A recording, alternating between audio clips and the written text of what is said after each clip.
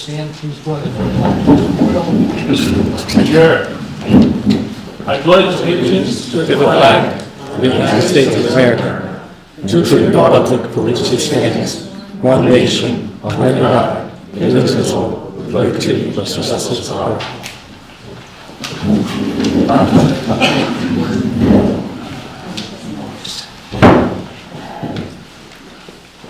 This meeting is being recorded by Zoom for the purpose of taking minutes in Dalton Cable TV. Brittany, will you do the roll call, please? We have Robert Collins. Here. Mark Stroud. Here. John Boyle. Here. Our town manager, Tom Petterson. Here. Our chair, Robert Bishop. Here. And excuse of Dan Esco. Janice was excused, yes. Okay. First on the agenda is the minutes of January 27th, 2025. I don't believe we had either of those minutes in this past. Okay, so let's, table that. Motion to table the minutes. Make a motion to table the minutes for January 27, 2025 and February 10, 2025. Second. Okay. Motion been made to second. Is there any further discussion? All those in favor? Aye. Opposed? Okay. Public to address the board. This is the time when the public may address the board on any item listed on the meeting agenda or any issue at the town. If you intend on addressing the board at this time, we ask you to do the following. Please identify yourself by name, address of the company/institution you represent. The public address to the board segment will last no longer than 30 minutes. Each individual will be given 3 minutes. Please make your comments concise and not try to repeat statements made by others. Please address your comments to the board chair. Discussion or debate on any issue may not take place at this time. The chair or the designee may answer questions on procedural matters. Please be cordial and respectful of others. If anyone wishes to be recognized when the board discusses an agenda item, please make that request at this time. The board chair may grant this request. Address comments to the board chair and be concise. We are meeting in person and making the meeting available via Zoom for the convenience of the public. Since we're meeting in person, we will not be responsible for any technical difficulties. So if you would like to be sure participating, please attend in person. Okay, item 6, appointment ratifications. Mr. Hutchinson. Yes, Excuse me, I'd like to make a comment at number 7, Berkshire Concrete. What do you want to have? I'd like to speak at item 7, Berkshire Concrete. All right, hang on, let me, yeah. Thanks, Jim. Anyone else? Yes. My name is Lisa Pugh. I request to be recognized when we come to the agenda. What was your first name? Lisa Pugh. Okay. Oh, yes, okay. Anyone else? Yes. Lynn Griffin, 33 Florence Street. I'd like to speak concerning agenda item 7. Okay. Dan? Yes, if I may, I'd like to just make a brief statement. Sure. Dan Filio, 36 Rivers Drive. You just walk in. I wanted to say something, thanking Bud Hall and his crew for what he did. We had a heck of a February. Weekend storms, rain on top of snow, on top of snow. He's did a wonderful job, and we're on it all the time, and I just thought somebody should say thank you for what he did.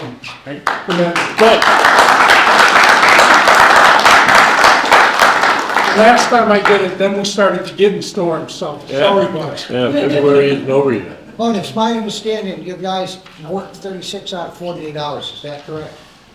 Yeah, like right now, 39. Yeah. You did a wonderful job. Thank you. Yep. Thank you, Dan, for saying that. Anyone else? Okay, we'll go to appointment ratifications. Mr. Hutchinson. yes, very pleased that we have been able to find a new assistant town collector. It's Jess. Jess is here. It's Jess Jennings. If you'd just like to say hello to the select board, and if they have any questions, maybe say a word or two about yourself. I live here in Dalton. I'm actually really excited to be joining the town hall. It's kind of a dream job. So thank you so much for the opportunity. Welcome aboard. Thank you. Okay. Motion. Mr. Chairman, I motion that we appoint Jess Jennings as the assistant town collector pending results of pre-employment physical, drug screening, and query check. Thank you. Okay, motion been made and seconded. Is there any further discussion? All those in favor? Aye. Opposed? Okay. Welcome aboard. Thank you. And I am also very pleased to present Lori Venezia here as the new executive assistant. And if you just say a few words about yourself. I currently live in Adams, but I grew up in Dalton, and I currently have family and friends in Dalton, so I'm very much looking forward to working for the town. Great. Mr. Chairman, I motion that we appoint Lori Venezia as the executive assistant pending results of a pre-employment physical, drug screening, and query check. Thank you. Okay, motion been made and seconded. Is there any further discussion? I have some questions. What? Actually, probably to Tom, I guess. When you do the interview process, is there usually, just you that does or is there usually like when there's an administrator type spot like that, or is there usually other people, the protocol, to have other department heads with you? There are usually at least 2 people. Okay. Did that happen with this one? I think I just interviewed you myself on this one. And I didn't see this posted in the paper. Where was this posted other than our town? And is that protocol? This was just posted on the website. We've not gotten good response from posting it in the Eagle. Sometimes we post on Indeed.com and then we get lots of responses, but they're automatically generated. And we've also had not great success there. It's very difficult to advertise effectively for town positions. But I'm pleased that we got not just 1 but 2 excellent candidates. And was there any more than one person interviewed, and how many resumes and applications did you receive? We did get a second application for the executive assistant position. It came in after we had already interviewed and offered the job to Ms. Venezia. And for the other position, there were multiple applications. Okay. Motion. Did a vote. Okay, all those in favor? Aye. Opposed? Opposed. I do not feel that we gave the best opportunity for people to apply for this job. It was posted on a Friday.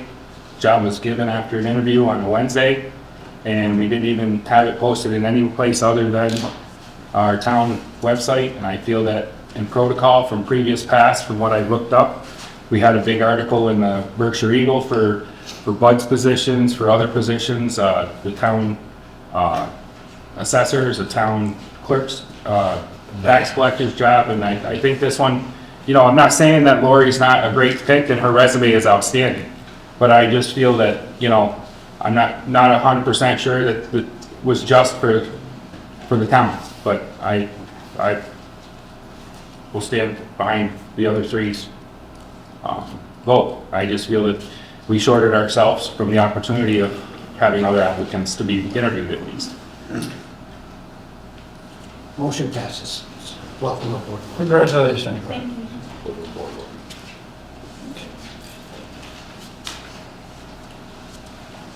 Okay.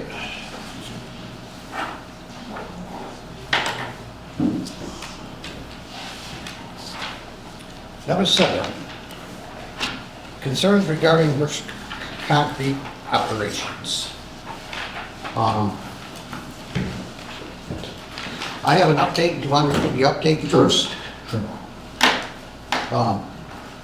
Thank you for expressing your concerns about the dust and from their operation, especially whether it contains a carcinogenic form of silica, but also for all the particulates that can contribute to for example, asthma.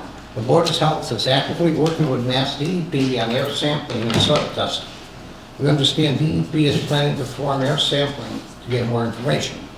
We also understand that the building commissioner has issued a cease and desist order to Berkshire County Concrete for work done in the area that was improperly applied, for that may be the main source of the current problem. Berkshire Concrete is in the process of preparing a separate corrective application for the possible with the new excavation, and we expect the planning board to include strict requirements regarding dust control. We also expect the Board of Health and Conservation Commission to send specific recommendations to the planning board for additional special permit conditions, for example, air quality monitoring and soil sampling, to the planning board for consideration during this upcoming deliberation. We look forward to you to get a permanent solution as soon as possible, and I'd like to thank Bianco for his diligent work on this, the Board of Health, the building inspector, DEP, and I'm also wondering if part of this problem is all the dirt bikes and stuff that are running up in there. I hear constantly about. I'm not sure.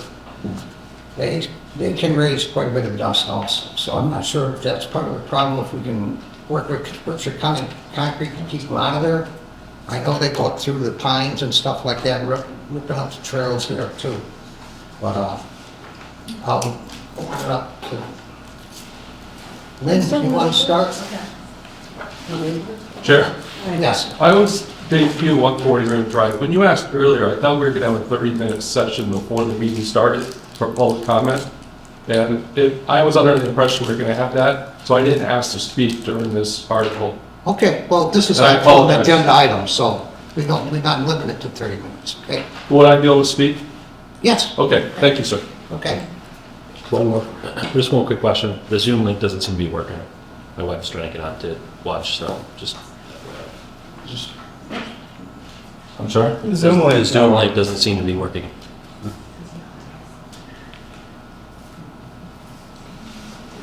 Seems to be on. So far, it's just the owl.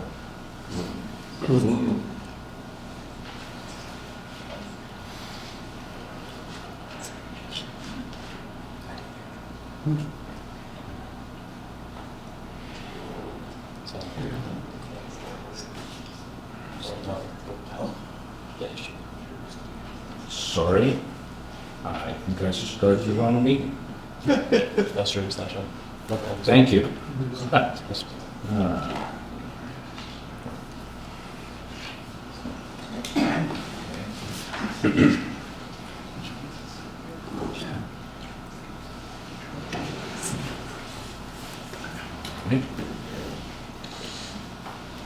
Bob? Yes. Hi, it's Agnes from Board of Health. I'd like to speak as well. Absolutely. Thank you.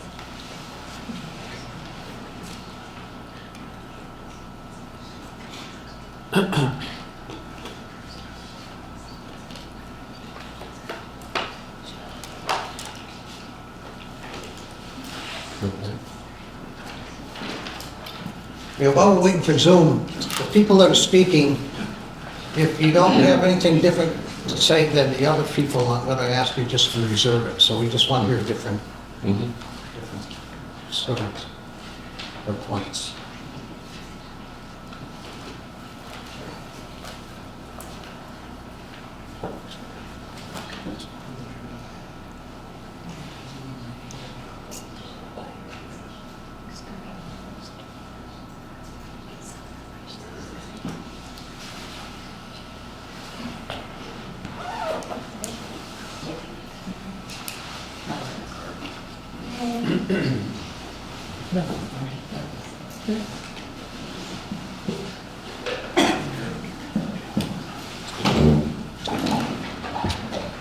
She's on. Yeah.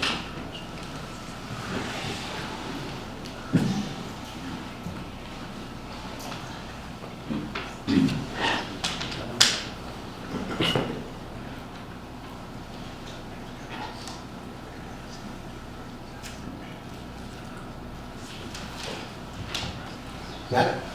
Yeah.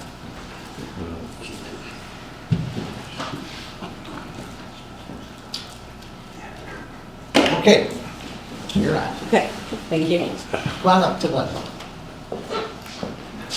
Yeah, you're facing that way. right there, right there. Yeah, it's fine. You can sit down if you like. Okay. Good evening. My name is Lisa Pugh, and I live at 140 Raymond Drive, and I'm here speaking on behalf of our neighborhood group. And when I say neighborhood, I mean this group is composed of citizens from Chestnut Street to Sunnyside. Up a little bit. Okay, should I turn that way? Yeah, face the. That's better? That's good. Yes, okay. Okay. My name is Lisa Pugh, and I'm speaking on behalf of our neighborhood group. This group is composed of citizens from anywhere from Chestnut to Sunnyside and beyond. And thank you for hearing our concerns this evening, and thank you also for your work on behalf of our town. I especially want to thank Robert Collins for his immediate support when we brought this current issue to him. He was responsive immediately and has been with us every step of the way. I also want to thank our town planner and the building inspector for responding promptly when I emailed them about the issue of the lot number not being on the permit and lack of notification to abutters. They did respond immediately once that was brought to their attention. According to maps submitted by Berkshire Concrete with their permit application, they've been digging in lot 105-16 since 2022. It is now 2025, and abutters have never been notified, even though according to this most recent application, Berkshire Concrete paid for 19 abutters to be notified. We now know that the wrong abutters were notified, and they have been notified for the last 3 years erroneously. The omission of this proper lot not being identified in the permit approval paperwork and failure to notify the actual abutters for successive years cannot be determined as a clerical error. This is negligence. Because abutters were never informed, we never had the opportunity to respond and hopefully prevent this situation, which is now negatively impacting our legal rights to clean air and our right to enjoy our property. We were denied due process of law. We have now endured conditions that are a danger to our health. I know we are awaiting testing to confirm the presence of silica. The town has agreed to test, and we are holding them to their word. Even if silica were not to be present, which would be the best outcome, the inhalation of fine particulate matter, no matter what it is a serious health concern. So much so that it is regulated by the Clean Air Act and the EPA. Berkshire Concrete claims to be following the conditions of their permit. At the same time, they claim to be coming up with a plan to mitigate the dust. Those two statements were both made publicly at the Board of Health meeting on February 12th. Those are incongruous statements. They simply cannot both be true at the same time. You cannot just come up with a plan and adhere to the conditions of the permit at the same time. That permit clearly states, roadways and materials piles shall be watered or otherwise treated to prevent dust from being carried beyond the Berkshire Concrete Corporation property lines. It is not incumbent upon us to first complain and then react. It is their responsibility and their signed responsibility in a legal document to prevent. It is deeply upsetting to find out there has been no oversight or enforcement of our town bylaws and permit conditions in regards to this matter. Berkshire Concrete has already been found guilty through the DEP of violating the Wetlands Protection Act for unlawfully taking down trees. They also admitted at the Board of Health meeting on February 12th that they did not wear any PPE at the job site. I believe that would be a MSHA or an OSHA violation. If they are not even willing to protect their own workers, how can we trust that they care about protecting us? What makes us think that that is being a good corporate citizen? Actions speak louder than words. So here we are now. We are imploring the town to deny any future permit for parcel 105-16. This is a new parcel. Well, they started 3 years ago unbeknownst to us. This is not where they have been for years. This is now closer. This is on our property lines.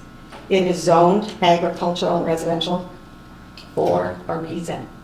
They've been given a special permit for years for work that was further removed from homes. But now that they have come onto this new parcel without any notification to us, it's not viable. The simple fact that it's in close proximity to a residential neighborhood renders it unusable for industrial purposes. It's not zoned for that. And it will impact our air quality, our health, and our quality of life. To follow the rule of 3, this excavation is a danger to our health. It violates the town bylaws, which gives residents the right to enjoy their own property, and it will negatively affect our property values. And please keep in mind that when our property values are affected, so are town revenues. Studies show that houses who are closest, which would be the abutters, property values declined by as much as 30%. And that's been held up in several different studies that I have found for other communities.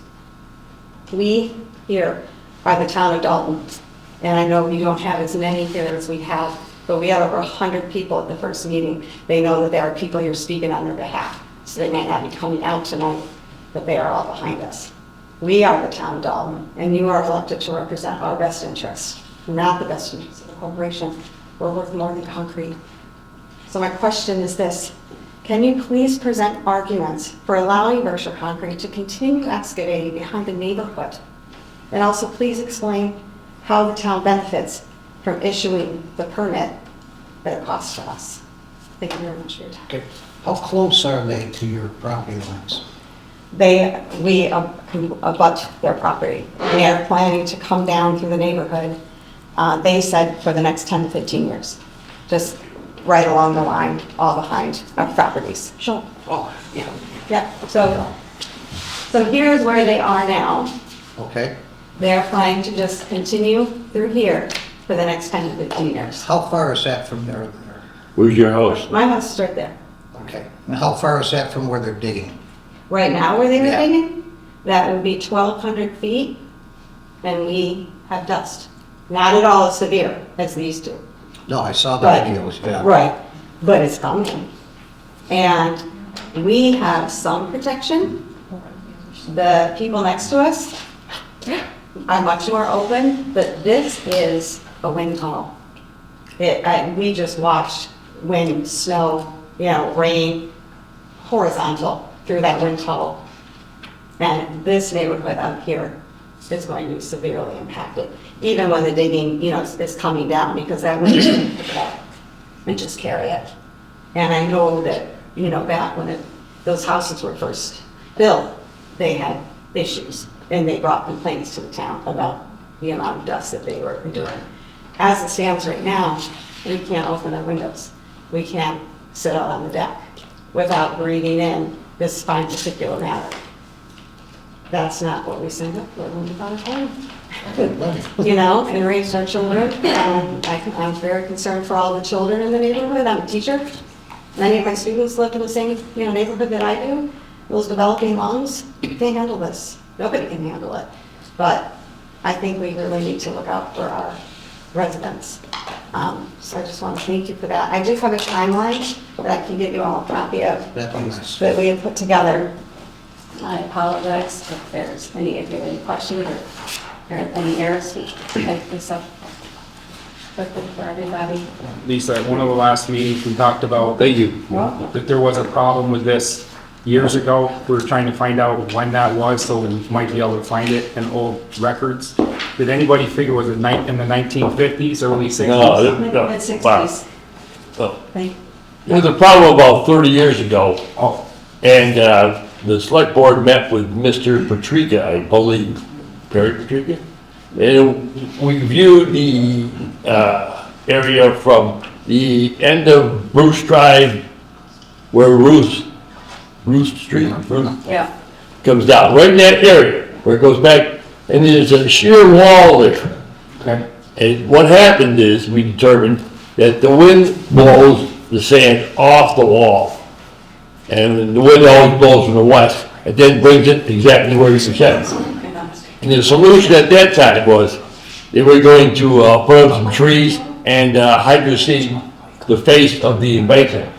Now, that was 30 years ago. Since then, they've changed directions, or digging in different spots, and now the problem's back Yeah, that 3 was, times as bad, 10 times as bad. that's how it was brought up. They just thought it was more like 40 or 50 years ago. No, it was, I was there. All right. Yeah, So even more recently, now, yeah, oh yeah, it was, planting trees, that sounds great. Well, we already have trees. on that map right there, can you point to where the pond is?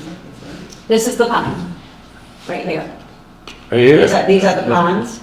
Yeah. You don't have to walk. And so you can see there are trees. There is a tree barrier. Yeah, So they may say, we have a vegetative barrier. Don't want to dust. So that, it's, thank God there's trees. That helps. That does help to filter some. Yep. I can't imagine if it was wide open.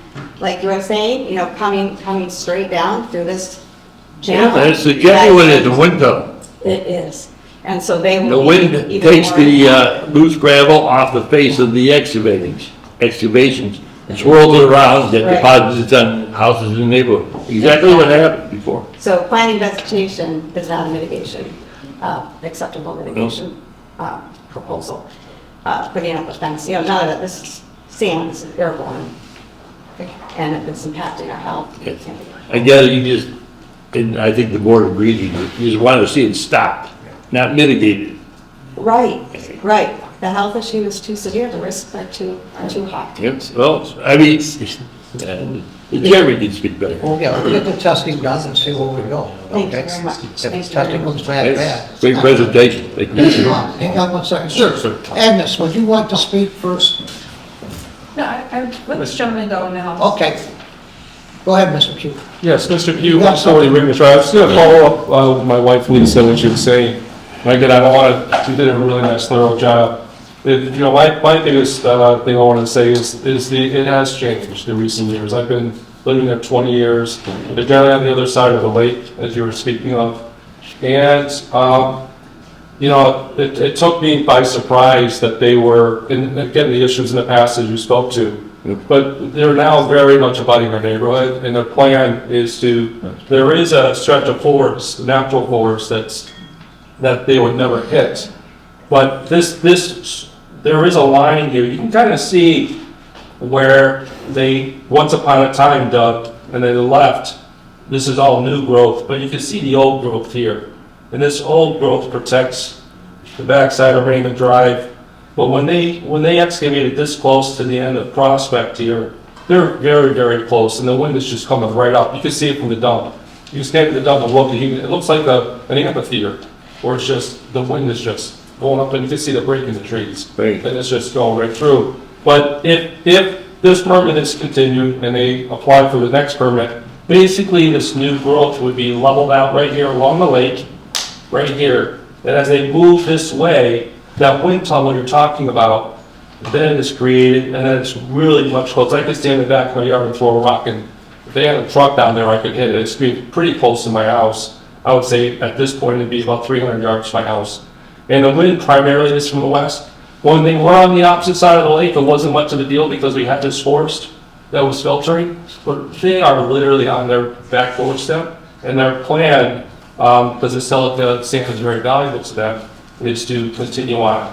And they said 10 to 15 years, and what I saw earlier, by the aggressiveness of this state in the last couple of years, I think there will, not speaking for them, they'll level this out in the next 2 or 3 years, which will just create this huge amount of dust. So my request, and it sounds like you are, is one, for the health of my community, your community, to take this very seriously. I'm hoping that the planning board, zoning board has a path that they can deny the permit for whatever reasons they deem fit, so that if the jury does appeal in the future, what they argue can stand in court. That's my hope. That's what I hope the energy is devoted to, is trying to figure out a path to stop, and not only stop, but as you said, hydro seed the area, so coming this summer, the grass can grow and the dust can go away. Because it is, if you look at the dump looking in that direction, there's a gaping hole in the trees. It's got to be at least 50 feet, at least, you know, without being there to measure. But my hope with your group is, again, just understanding, creating a path within the town to stop the digging from continuing and mitigating the current problem. Thank you. Agnes, you want to go next? Where did you want to go? Okay. Yeah. Mrs. Griffith, you want to go next? you go. Okay.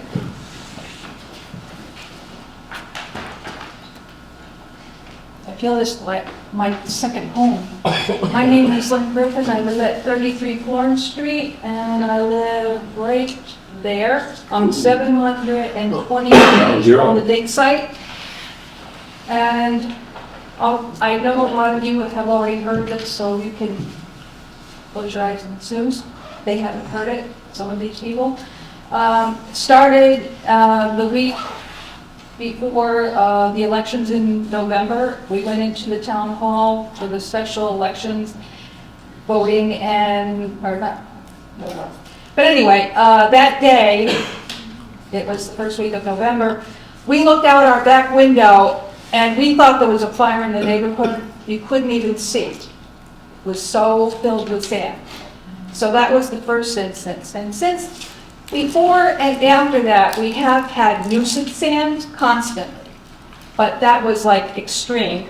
And then on January 9th, my husband took a couple videos of the sand in our yard, in our back porch. And if you drove up Florence Street, you would have thought you were in the ocean. The snow was brown, completely brown. It was just amazing. So that was the second time that we were like, oh my God, what is this? And it was when the wind comes from the west-northwest and it's strong. And guess what is right in that line? My house, my neighborhood. And so my husband walked around the neighborhood and said, what do you think? Have you seen a lot of sand? They said, oh yeah, my car's covered with sand. I just didn't know where it came from. So then it progressed on and on. You have the timeline. I'm just giving you a little update. Excellent. Okay? And I doubt very much that the sand that we were seeing on those days, I mean, it was so thick on our back porch, we could sweep it up in piles. That's how thick it was. Okay. Anything else should I add? Okay. You're doing great, baby. Okay. We have attended meetings of the Board of Health, Conservation Commission, Planning Board, and now the Select Board. We have voiced our health and nuisance concerns, and we have listed Berkshire Concrete's violations of Dalton bylaws and special permit. We had contact with the DEP on January 15, 2025, but it wasn't until we contacted Lee Davis, our state rep, on February 13th that there was any movement to help us. So that's a little background too. I'm a fighter. I had breast cancer 10 years ago. I was diagnosed with lung cancer 2 years ago. I had a lobe of my right lung removed.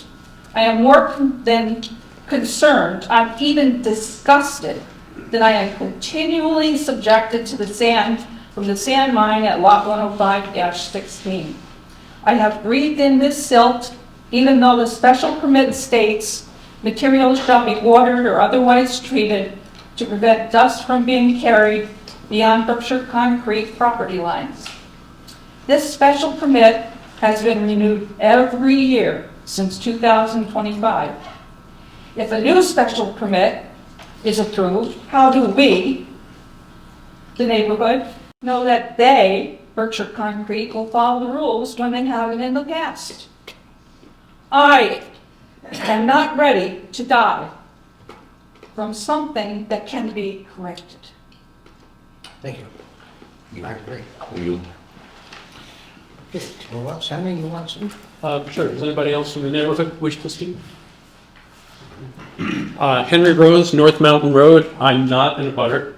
I'm on the Conservation Commission, but I'm speaking only for myself. I'm not speaking for the Conservation Commissions. We will take this up at one of our meetings, as you mentioned, to give advice to the planning board. Can I just ask who wrote the letter that you read? Where was that letter from? It was an update that we got sent to the board. From? Town manager. Right. Okay.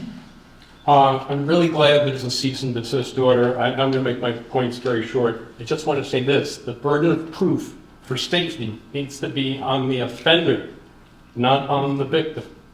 So it shouldn't be that these people have to prove that there's still a problem, that they shouldn't have to then come back and say it's still a problem. And just using an analogy, if an industry was pouring toxins on the ground, you don't wait until it shows up in the well water of neighbors. In the same way, it shouldn't be your responsibility to say, hey, there's a problem again. And there may be certain days where it seems fine, and you don't want to get false assurance that it's fine, because it's fine some of the time. So I'm very glad there's the cease and desist order. They should absolutely be required to apply for a new permit. I am not sure that monitoring and mitigation can make this particular site safe. I'm not sure it can ever be safe. They might try to say it's safe. They might say that, oh, we're going to do monitoring, we're going to do mitigation. I'm not sure that they can use that site at all. Thank you. I tend to agree with you. Okay, and this.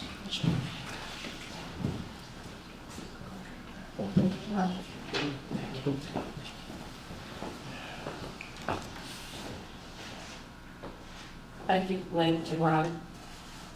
Ron for coming in my door. Right? I know you didn't want to see. It is what it is, and everybody's speaking up, because that's what's important, because that's the bring awareness to change, and for everybody to be aware of moving forward. I continue, mostly every day, to speak about this in some way. Thank you, Rob, for helping me out. Lee Davis, thank you for helping me out. There were many times that Texas, and she has been working proactively behind the scenes with DEP, working with me, trying to figure out how to work this. Right, I got an email and a letter from DEP stating that they were gonna come, their suggestions. The suggestions is to do air quality monitoring versus soil testing. Because silica, my understanding from that is in your backyard, in their backyard.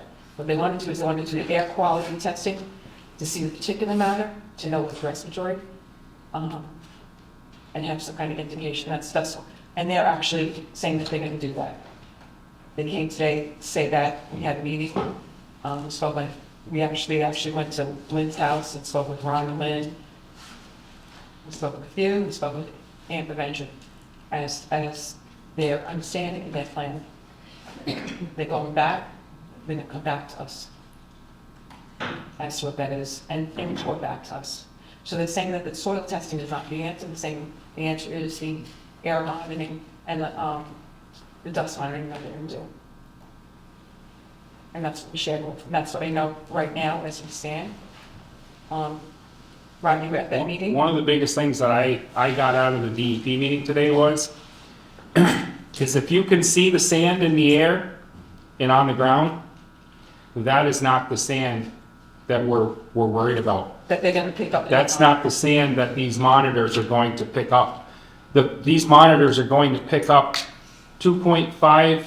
Under 10. There's two different monitors. There's two different type of monitors, but they're gonna go all the way down to 2.5 microns. Yeah, it's a big line, it's a big word, that line, but parts per million is the easiest way to put it. They're gonna go down to like 2.1 to 2.5 parts per million on the dust factor from 10 on these gauges. And that is the particles that affect your lungs, that can affect your bodies.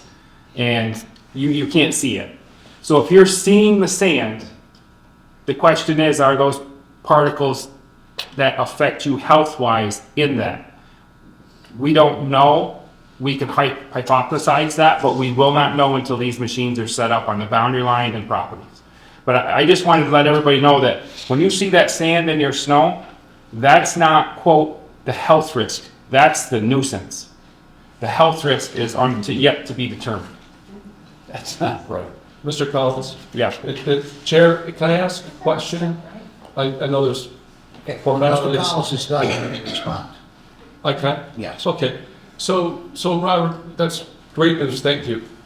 My question is, with the snow cover right now, and of course in the spring when it's wet, just as my yard is not dusty in the early spring, the pit's not going to be as dusty. So the monitoring, I would imagine, is not just a single time, it's like a continuous monitoring. But I think all the room to understand and agree that it's not going to really have a reading until it's dry again. We had a very dry fall. And this permit comes up in a few weeks. So what I would request is a cease and desist until, maybe not possible, but until that proper monitoring at the proper time can be made. Because right now, if you monitor, it's probably going to be pretty clean, right? It's winter, everything's covered with 2 feet of snow. So that was my question. They actually said today that you can get as much so as when the snow melts off the faces of those excavation sites. And the sun beats on that because of the, north, has a southeast aspect or southwest aspect. Those areas will dry faster than anywhere else. And we can actually, those monitors can pick up sand gusts now. I mean, you're getting the sand before, with the little snowflakes, but when that face starts to dry out and the sun beats on it, they're saying that the potential for the upkick of contaminants and nuisance sand will rise, even now. I would just ask that, with the permit and the process, that be We'll take under that under consideration. That you might, let's give it a little more time. Thank you. Can I just say something? My understanding is what they also wanted to do was make sure that, again, just to explain the whole, permission process, you have a special permission, then it becomes, it needs to be posted, there's an open hearing, that's where your voice is gonna be. Okay. Share, send emails in now. If you have some concerns, like, like you have, people have concerns, send those emails in and send them into the planning board as well as the Board of Health, send them to both of us, so that when it comes to that, they have that information. Sure. It's not being shared, open here, but they'll have that information. And then the whole dust mitigation too. That's something that, is being looked at, being discussed with them. And it's gonna be proactively approached.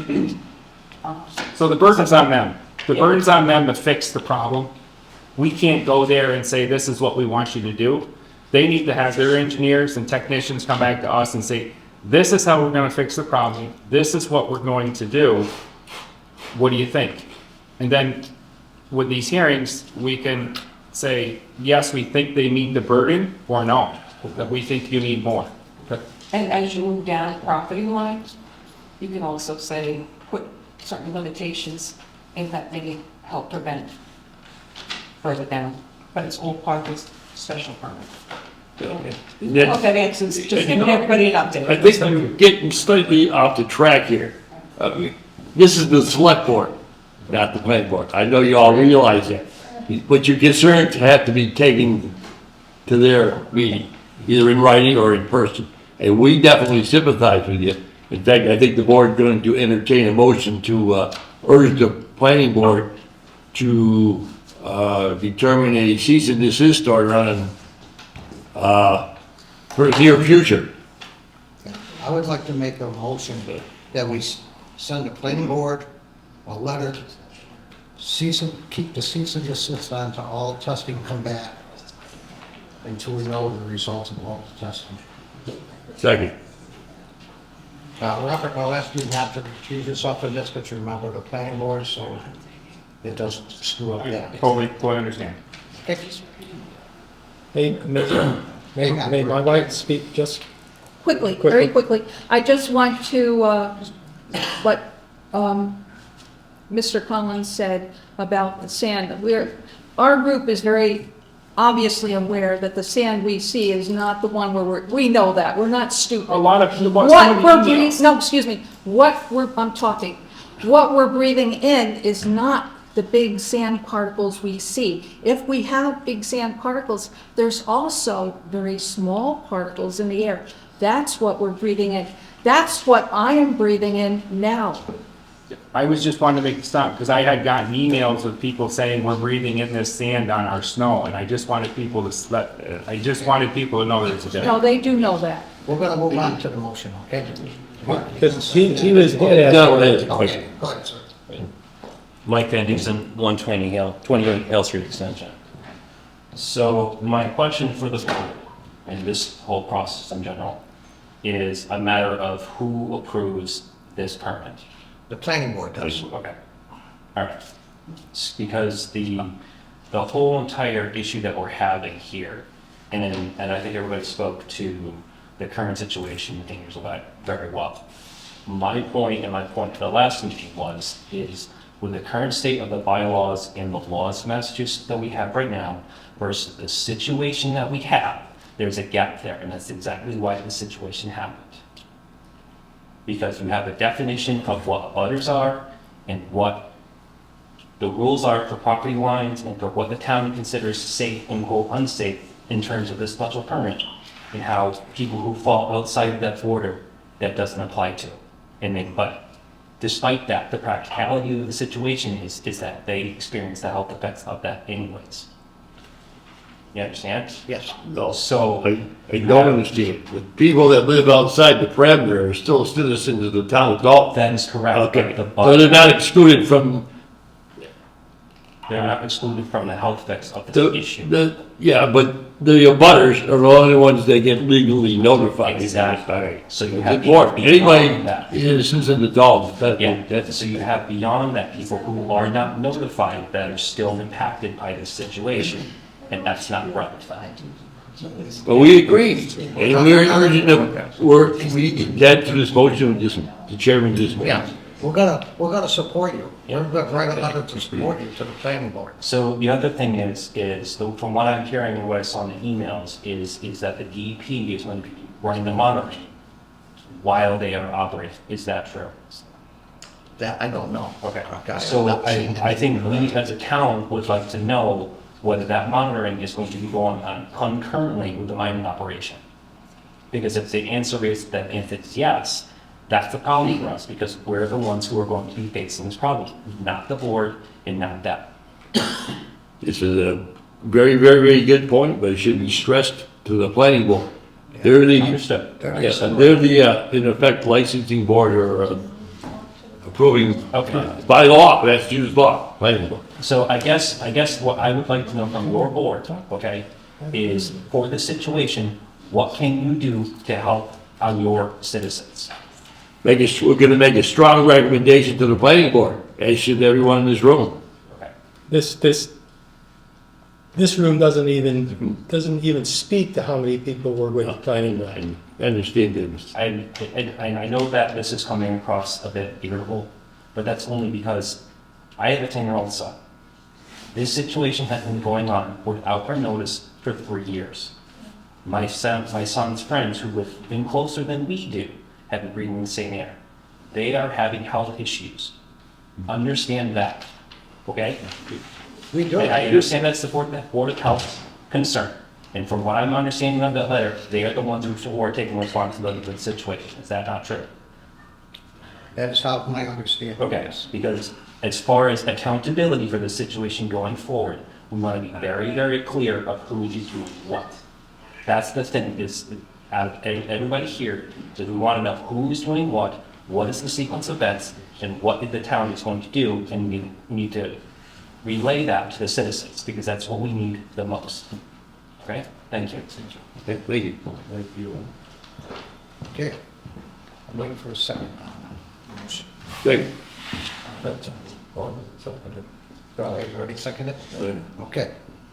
Motion been made and seconded to write a letter of support for the residents to keep the ban in place until we have all the testing in place. And we will bring that to the board of, planning board. Thank you. Can I make an additional point, Bob? Sure. If you do testing when they're not digging, it's going to be negative. I'm sorry, Henry. If you do testing when they're not digging, the results will be negative. So how does that help? Well, we don't want them to dig. You guys just told us you don't want them to dig. We want the cease and desist in place to all this testing that this done. I guess there's all kinds of, isn't there testing going on now? You said the wind's blowing that stuff up there now.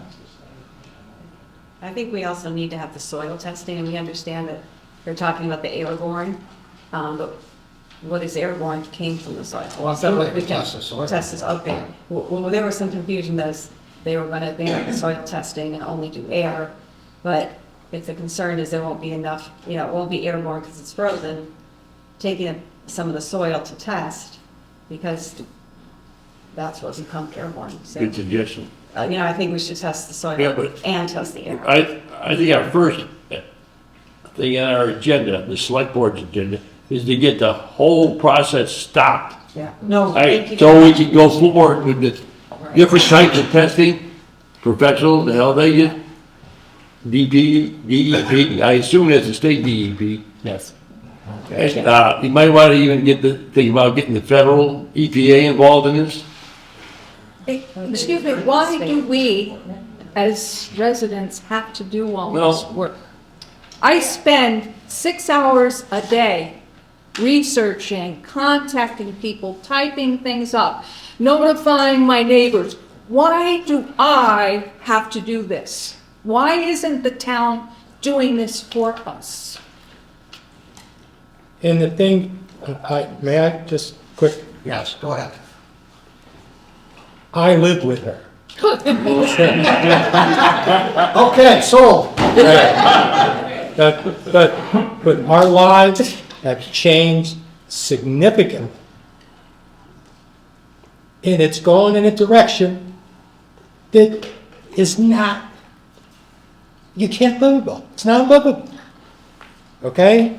What she's experiencing and what many of the other people in this room are experiencing, we did not buy into this when we moved to the town of Dalton. Absolutely not. Okay? I've been here for 30 years and I've never experienced anything like this. I've been involved with boards. I've been involved and done work for the town. I understand how good it is and how good the people are. This, after going through board after board after board after board and having conversations with people about this issue, and it just seems to go like this.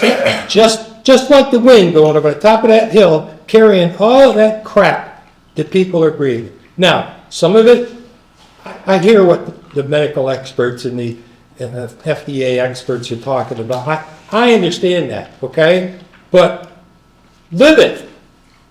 Don't leave and go to your town where you don't have the problem. Live it like we live it every single day. This is not what we have bought into for this town, for anywhere for that matter.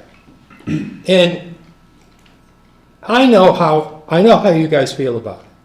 Mr. Boyd, how long have you lived in the town of Dalton? Too long. It's like that. But I understand what you're saying. I don't know exactly what I do. One of the things I do, and I can't say that either. Yeah, I know you were headed in that direction. I knew you were headed in that direction, so I'm glad. Yeah. But the problem, and believe me, we've had conversations just like you're thinking. This is not fair. Why should big money dictate our lifestyle, our health, how we live every single day? I'm tired of sweeping. She tells me every morning, you gotta sweep the deck. I'm freaking tired of sweeping the deck. I want to go on the deck and have a nice drink, make myself a cocktail and enjoy the environment. I can't do that anymore. That's causing it. And it shouldn't be allowed. For me personally, is the mere fact that there's anything on your deck, they're operating outside the permit. Correct. Thank you. Thank you very much. And if the heavy stuff is out there, you know the light stuff is made up, is 10 times the heavy stuff. Thank you, Mark. And Mark, let me point something out on the map. What that is affecting, it's not even on this map. That wind is carrying this stuff 2 miles potentially. Oh, yeah. Put out- Right? Ask my wife. She's done research. It's not healthy. This is not a healthy environment for anybody to live in. Never mind, I mean, it's like all of these people on Raymond Drive, they're going to be in the backyard. I mean, literally, right here. That's the property line. Not right. So, I know about the issues with the boards. They have their own responsibilities to the town and to the citizens. But something's got to be done. Well, some of the town, you're a father, I mean town father, I'm not giving you children. Father. And it's not just your responsibility, but to me, I look up to the select board. My father told me that. He lived in Dalton. These guys were good. They're important. Well, then get everybody else that's involved in this town to feel the same way and to react to the manner that people that are doing this are not allowed in our towns. Period.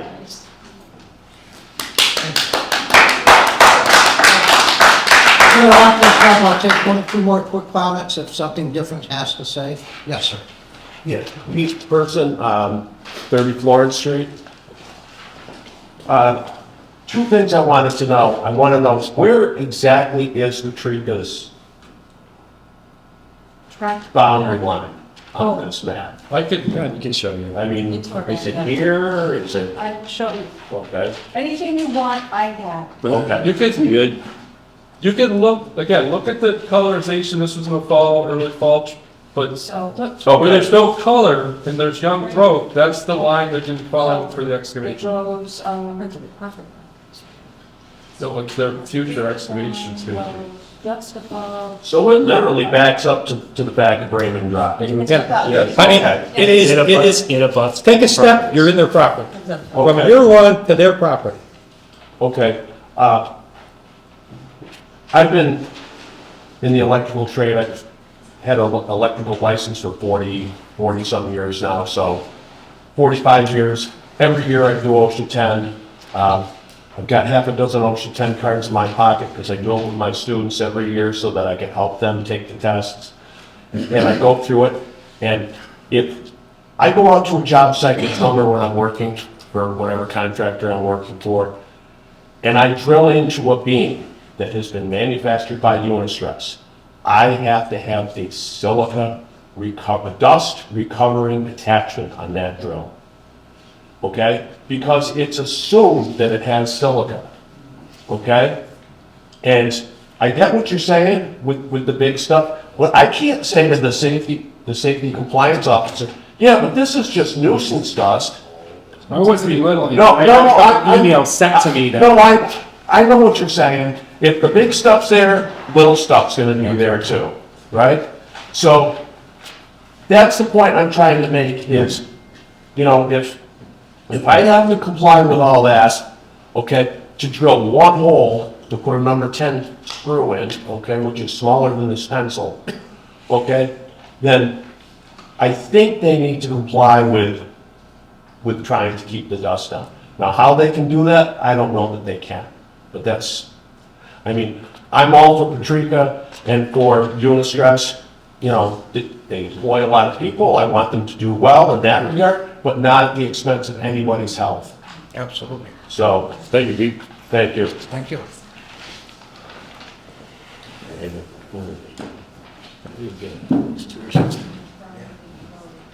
Okay, so the board will write a letter of support for you people, okay?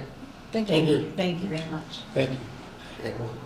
We would like to be kept in the loop, because a lot of this I found out after the fact, which is kind of disturbing, but always let us know, okay? Yeah, okay, we're taking the vote on the letter. Yep. Okay, all those in favor? Aye. Opposed? Okay, I'm staying, in fact, that I'm on the plan. yes. I have one quick question. Would it be possible to have an all-encompassing meeting with everybody in the room so that when they start pointing the finger at you and I know that the planning board is the ultimate authority in this regard, but then there are certain situations where they say, hey, you gotta talk to, you know, would it be possible at some point to have all the boards together at a meeting? If need be? We could have representatives. I hope, when's the next meeting of the planning board? All right, my wife has a list if you'd like to see it. Oh, you don't have a list? Oh. Yeah, didn't they have a meeting on the 19th? Third Wednesday of the month. Anything happened? March 13th. Third Wednesday of the I month. don't have my book. March 13th, March 19th. March the 2nd. It's the third Wednesday of every month. March the 12th. What time was that, Bob? 7. Good time. John, would you represent, well, I'll be in South Carolina. I'll be glad to do it by Zoom, but I'll be out of town. Sure, you want me to? Yeah, would you mind doing it? No, Read my letter? I'd be happy to. Thank you. I'll whack it up a few notches. All right. Maybe that's how, yeah, we could, That's how I remember you, Mr. Doyle. yeah, well, I don't remember you, but I knew Kenny. Oh, he's too little. Yeah, he's the kid brother, yeah. I remember, I haven't seen him in All right. 40 years maybe. The board's very concerned and very supportive of you. Okay, we know I'm nobody in this town gets sick, and I won't put up with it either, so. Thank you so much. Thank you, personal note, okay? We will fight for you as much as we can, and we will be glad to. Thank you. Yes. Just in terms, again, just going back to in terms of process, the planning boards, as was already stated, they're going to be ultimate authority on this. Correct. We also know that Berkshire Concrete is going to push to the letter of the law what they can do. Absolutely. So where does that put us then? Bob, is that on the 13th, is that permit the one that's been mismanaged? So we had. Is that on the agenda, the 13th? I don't know how the agenda yet, but I know it is. I'm getting a yes, it is. But we've made them, we're making them start the whole process over for that lot, for that special permit. So everybody that's along that lot, the lot number 105-16 will be getting their butters notices. And this whole process is going to be starting over for the special permit for them. Robert, The special permit for the whole total operation, or just for that new excavation? Just for that new excavation area. When's the permit for the whole operation? That will be up next November. Next November.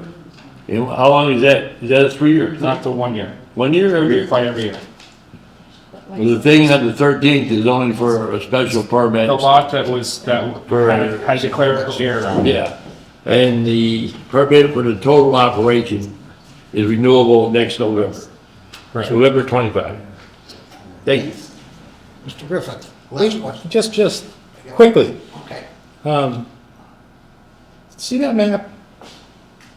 I don't think that map really shows what that mine effect has on the numbers of people. The planning board has 300, they send out letters. What is it? 300 feet. 300 feet. Anybody within 300 feet of the boundary line of the work area gets. And when we started our campaign to get people involved in this, we kind of recognized the 300 feet, somewhat, maybe 900. Okay? In reality, this is a town issue. This is a town of Dalton problem. Okay? And that's what we all have to recognize. It's not 300 feet. It's the town of Dalton. Because that stuff affects a lot of people well beyond that 300-foot border. Oh, absolutely. We're 720 feet. So I just think that we need collectively, all the boards, all right, the community, we have to make a decision. Where the hell are we going with this? Where are we collectively going? How are we going to handle an issue where you have, I'm not questioning Patrica, okay? He's been around here. I've known the family for a long time. The question is the process. The question is, can it be done completely safely? There is no technology alive that I know, that she knows of, that would allow somebody to mine that site without having any problems whatsoever. That's right. So, in essence, they can't go there. They can't stay where they are, and they can't go anywhere else to mine that kind of product. Can't. In silica, look it up, and you'll see how much benefit it is to people who make their product. You'll see. And then there's a reason why they want that. Oh, absolutely. Okay, thank you. Thank you. But just to clarify with this letter where you sent, are we trying to get a cease desist order only on the special permit that is going to be requested for that certain small parcel of the whole property or operation? That it's going to be up for approval on the 13th? Or are we interested more in the big picture, which is going to come up in November, when the annual renewing for the whole, annual renewal is coming up for the whole operation? Both sides. Yeah, we want both. Both. Both. I would say we do both. Right. Yes. Yes. Until we can determine that, or somehow mitigate this problem. I don't know how, but, okay. Just want to clarify what we're doing. Thank you, sir. Thank you. Thank you. Yeah. Okay, thank you. We will be there. Okay. You'll excuse me, I want to go home and go to bed with my wife. Now, don't take that the wrong way, okay? But we've spent an awful lot of time at these meetings, believe me. Come on, let's go. Thank you. Are you finished with our, are you done with the? Yeah, we're good. If you want to take the rest of it. Sorry, you guys can be as jealous as you want. Okay, next FY 26 planning budget recommendations. Mr. Butler. First up is the Board of Health. Really? What? Yeah, why actors can think.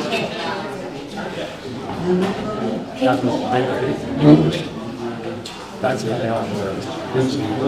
First up is the Board of Health.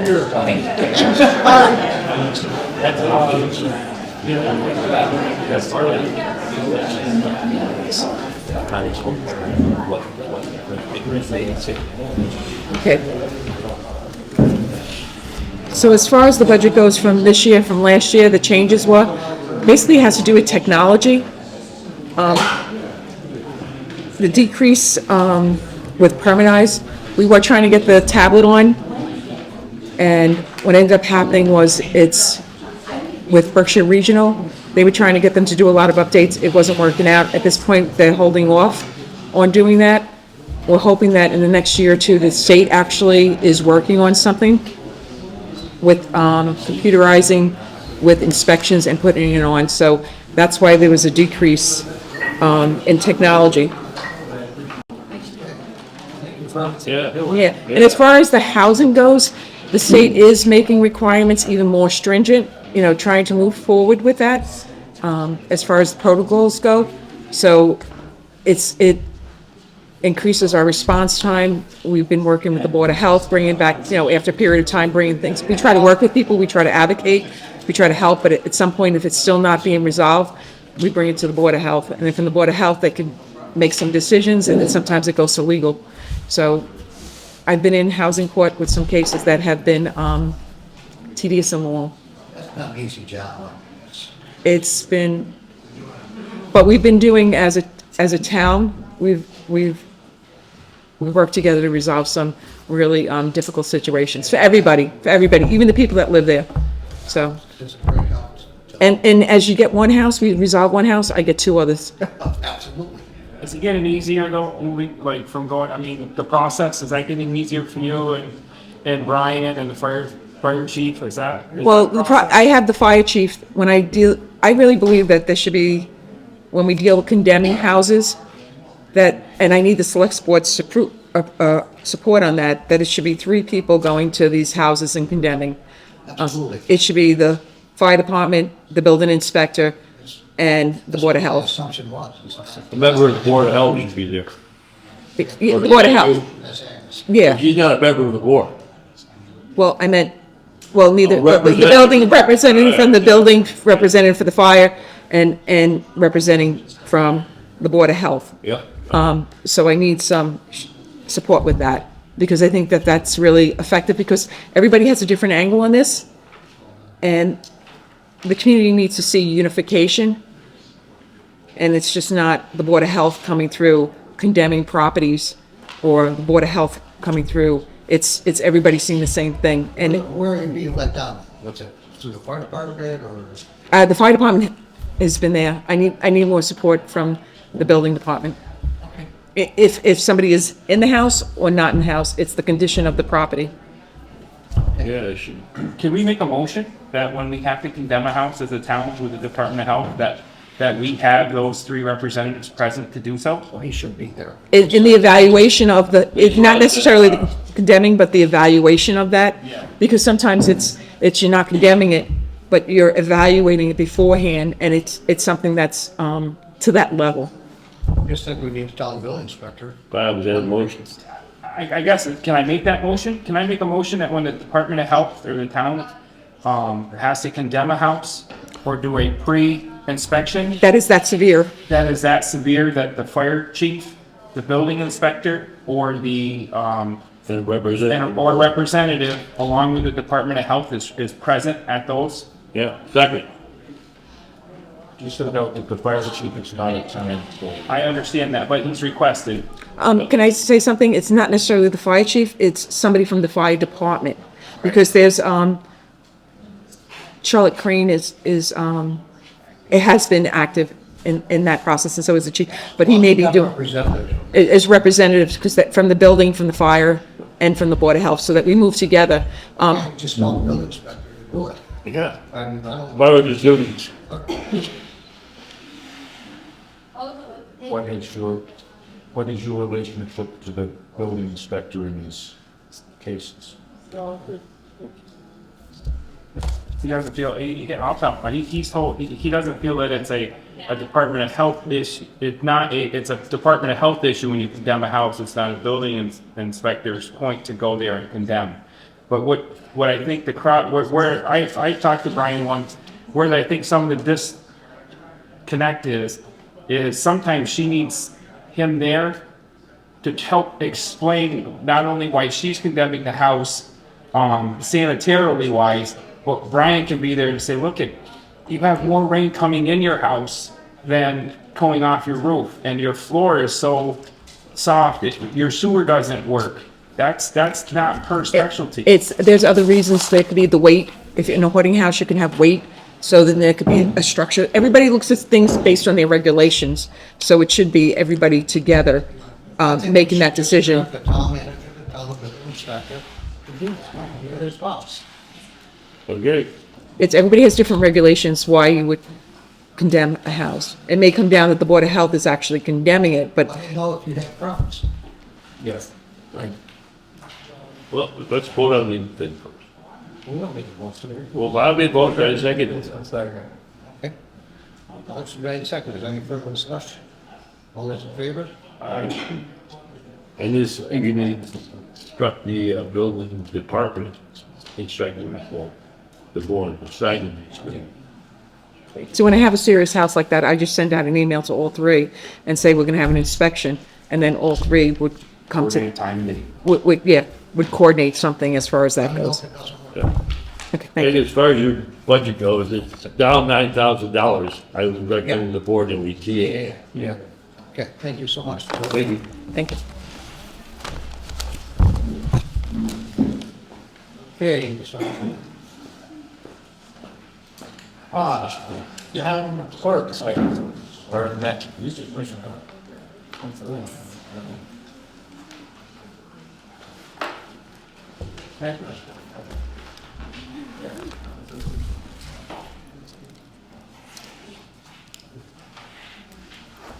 Alrighty. So I guess, shall we start with the elections budget? So we have two to present tonight.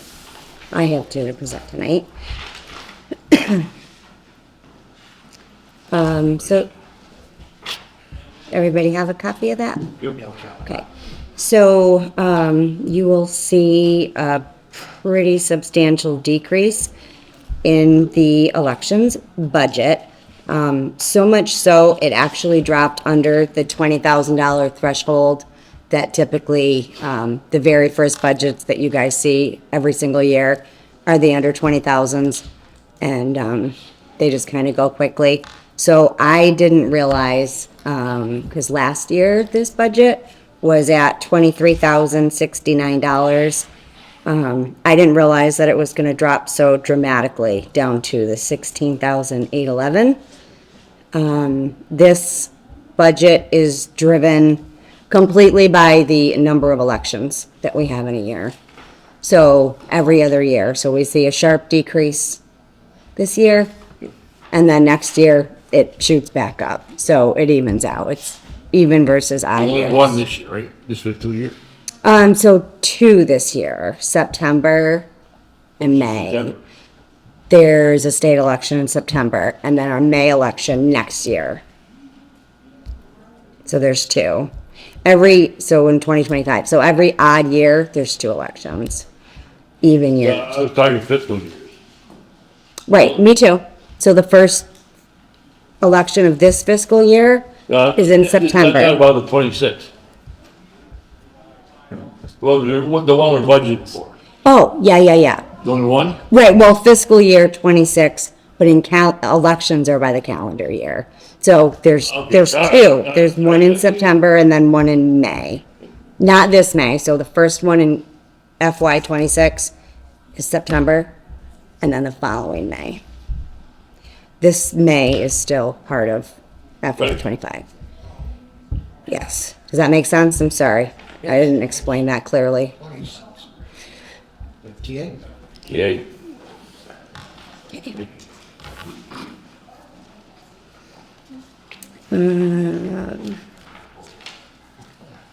And then the town clerk budget, nothing crazy. I think everything's pretty, yeah, pretty straightforward. My salary, we're gonna have a new assistant starting March 3rd. That's her salary. Vacation replacement pay. And pretty much level funded on all of our expenses. We're being really careful to keep that down because a lot of our expenses, of course, have gone up just with the cost of everything, but we feel that we're going to be able to keep it level funded for a lot of reasons, so just a slight increase. Yeah, thank you, Heather. You're welcome, Bob. Thank you. Thank you for keeping it down. Yes, it's a challenge. We like a challenge. Didn't we used to have a budget or something for the registrars? We do. So you guys already did that one? Oh, I did? So registrars is one of the under 20,000. Mm-hmm. So you did that one like 3 weeks ago? Great. Yeah. Okay, thank you. We good? Thank you. Okay. The next two budgets, I prepared, typically the executive assistant prepared them, and I simply level funded them at this point. I didn't go out and get quotes from the various software services we have and things like that. I feel that it's relatively safe to do that, but if you prefer to table them, then that's fine too. I don't think there will be that much difference that we could make it up with an end of year transfer or reserve transfer if we had. We're going to end up 157? Yeah. Yeah. Yeah. Yeah. Yeah. That's 152 and 150. Yep. Well.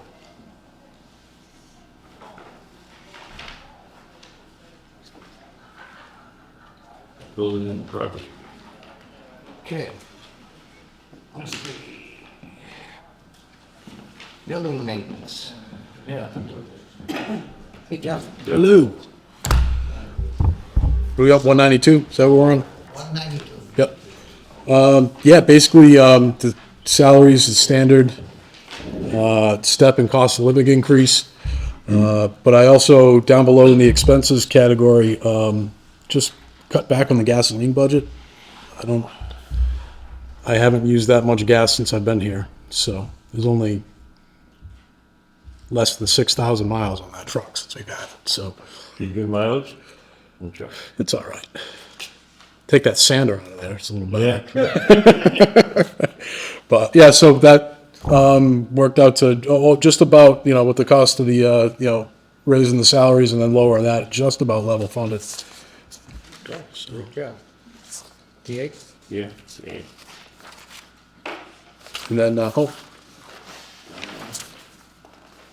I printed out two 192s and not my 196, but that was, my 196, I pretty much, was level funded across the board. Yes, it is. DA? Yep, yeah. Thursday, 196.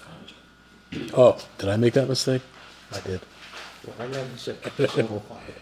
Yeah. All right. Thank you, Jeff. Yeah.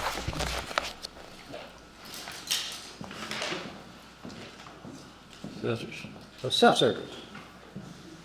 Hey, Lee. Hey, hello, Lee. Hey. All right, keep you waiting. Sorry. All right. So we do have some changes. We just got another 3-year contract with consultants, but I'm taking on the building permits this year, so that saves us a little over $9,000. And then for year 2 and year 3, we'll save about $20,000. I'm planning on taking in cyclical inspections next year, and then the following year, bring in personal property. So getting more things into the office, saving us money in the long run.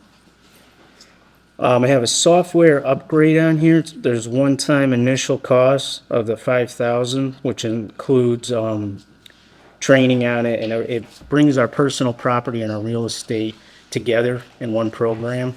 What they have right now in the software, they're saying is going to be obsolete in the next couple of years. So, Does that mean your software will talk with the tax collector software, or? oh no, I believe you're talking about Munis, which that would help with motor vehicle excise. My understanding that connects that with the other offices.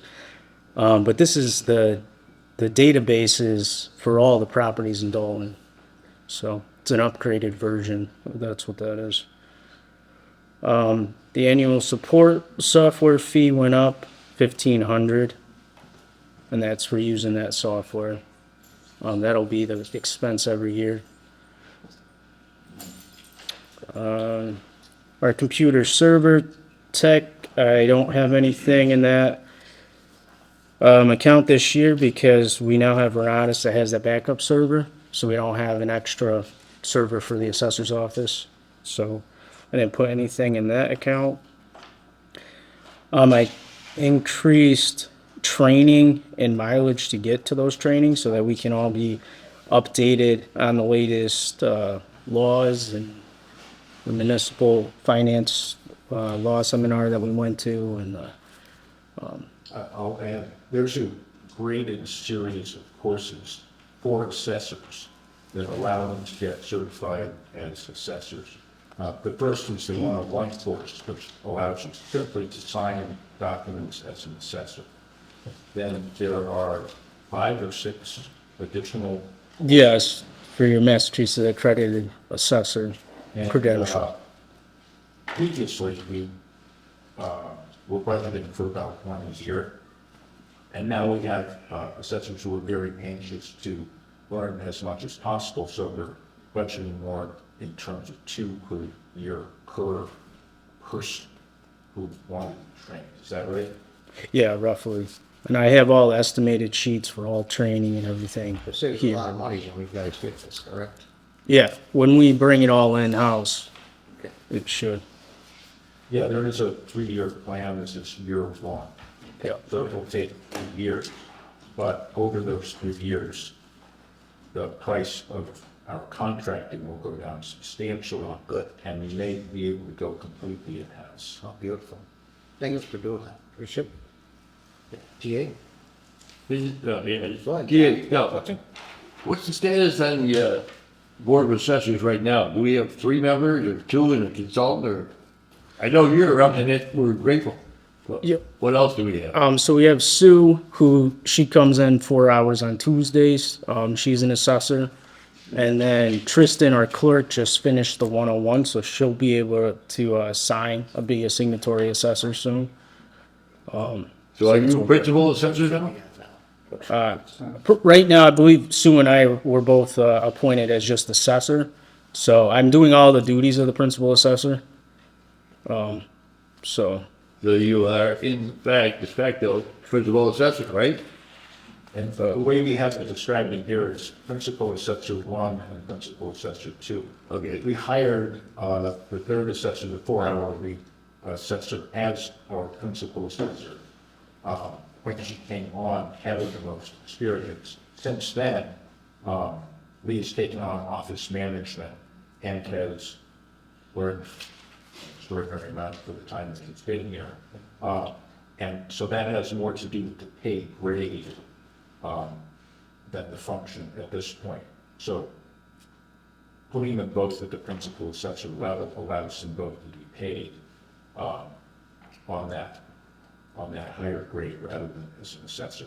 And because they took on all the office management, as well as learning a lot more. Well, it's appropriate for them to be principal assessor. Number 1. Along with our very part-time. Okay. Thank you for that clarification. Okay, good question, Dan. You get the, Tom, we lost Zoom again. We just got. and who cares?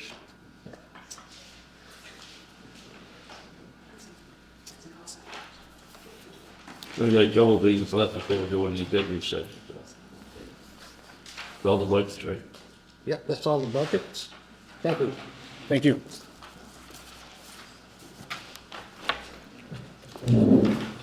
Okay, introduction, proposed town meeting capital level warrant.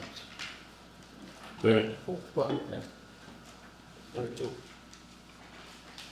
Oh, okay, that was the other.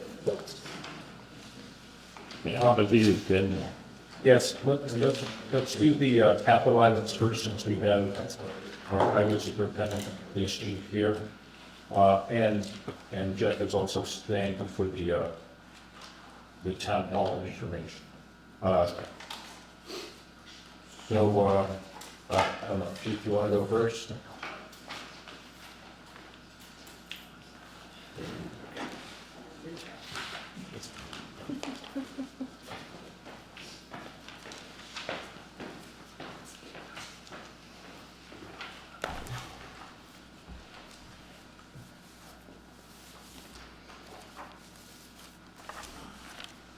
Go for it. They don't have.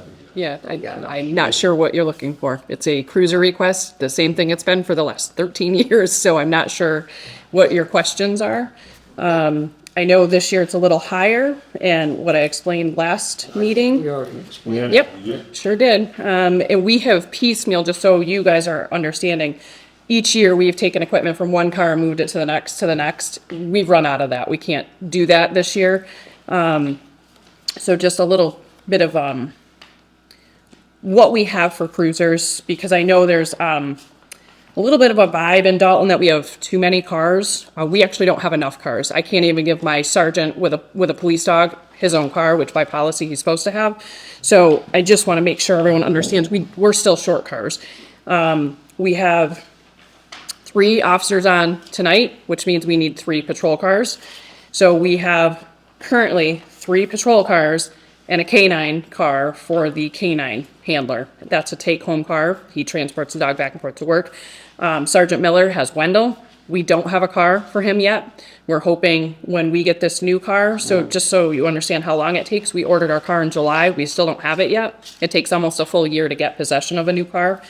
So it's in the final stages. The lights are being installed currently. We're hoping, and then the camera and the MDT, the computer, will go in. So we're hoping mid to the end of March we should have that in our, to be able to go onto the road. So the one thing I can say, and I like to plan, and I don't feel like as a town we plan things very well. Like we need to have like a 3, 5, 10-year plan going on, and we don't have that. We have it. We need to talk about cameras. So we have cruiser cams. It's an $8,000 expense, a new camera into this car. I will put this back on the select board. If you don't want us to have cameras, we don't have to have cameras. There's nothing that says we have to. We just can't take the old ones any longer because we have 2 that we use for details that are not patrol worthy. They don't have cameras in them. They would go out for, like, say, a tree down or a road detail that the town actually gets a little extra money for. So we don't have cameras in those cars. We only have cameras in our patrol-ready cars, and we need at least a spare. Town, correct? What's that? Is that to protect the town with cameras in the car? Absolutely. Yeah. I mean, look, I'm a huge fan of body cams and cruiser cams. Our patrol union is as well, but it's an expense. And I mean, we're getting to that point where 2 years into a body cam program that we were very lucky enough to get fully grant funded. In another 3 years, we're going to have to talk about funding. I don't know that grant funding will be available for that. So that's something we just need to at least talk about or think about. But $8,011 of this added expense is the computer and the camera. So it's $15,000 total above and beyond the cost of the car. So that's why the car's more expensive this year, because we've piecemealed every year. We've taken from this car and put it into that car to save us money. We just can't. We're out. We're out of the ability to do that. How many times, Chief, have you been able, I mean, like, we're gonna buy a $15,000 setup. Right. you're trading, you and I talk, I don't, Yeah. give me the numbers. You're trading cars, are cars in a rotation close to, So we have, like, our active patrol cars are like 4 years before they come out of an active, Yeah. 4 or 5 years. Yeah. Depending, like, we have one car that's a hybrid.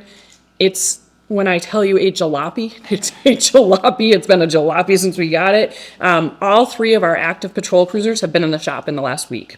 So we're kind of shuffling here and there and trying to, they just all needed a lot of maintenance and did we repairs. say that the camera setup gets us two cruiser setups, like we're gonna take it out of, So- in 5 years or 4.5 years, we'll pull it out of this new cruiser and put it in another one? We won't pull it out of the new one. We would pull, we've pulled out of as much as we can. The problem is the MDT and the camera sync together, so it's a package deal. Okay. So we can't just take a computer and stick it in another car anymore based on this system, which is what we've been doing up until now. We just can't.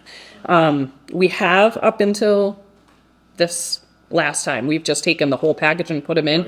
We're just out of cars to do that. We just don't, so trust me, I try to skimp No, I'm just every curious. bit I like, can. I if just we buy a can't. $15,000 setup for the Right. cruiser today. So that's going to stay that technology will outlast itself. So that will stay in that car the entire We patrol. won't have to worry about upgrading it or anything like that. No, it'll stay. It'll stay And it's good. money well spent if it saves the town a lawsuit, right? I mean, we like it because, like I said, it's transparent. We can see what's going on, and if anyone has questions, that video is always available for responses. So we like it, but again, it is a cost, and I think it's a decision that the town has to make. Does the body cam make up for that? I mean, can you take it out of the cruiser and? So the body cam, no, it's a stationary device so when you turn your lights on, it automatically comes on. Same with, like, if an officer gets out of their car, like, say they're going onto a real serious emergency, when they open their cruiser door, that system turns their body cam on for them. So they don't have to think about it. It just comes on. It's a really nice system with good technology, but we just can't, it's just hard to, Fully understand. Yep. So, you should have all the quotes. We submit everything. So it's a radar, the computer, and the camera and the radio. Well, go. What's up? I'm sorry. Okay. Yeah. Okay. I did all that work. Thank you. Thank you. But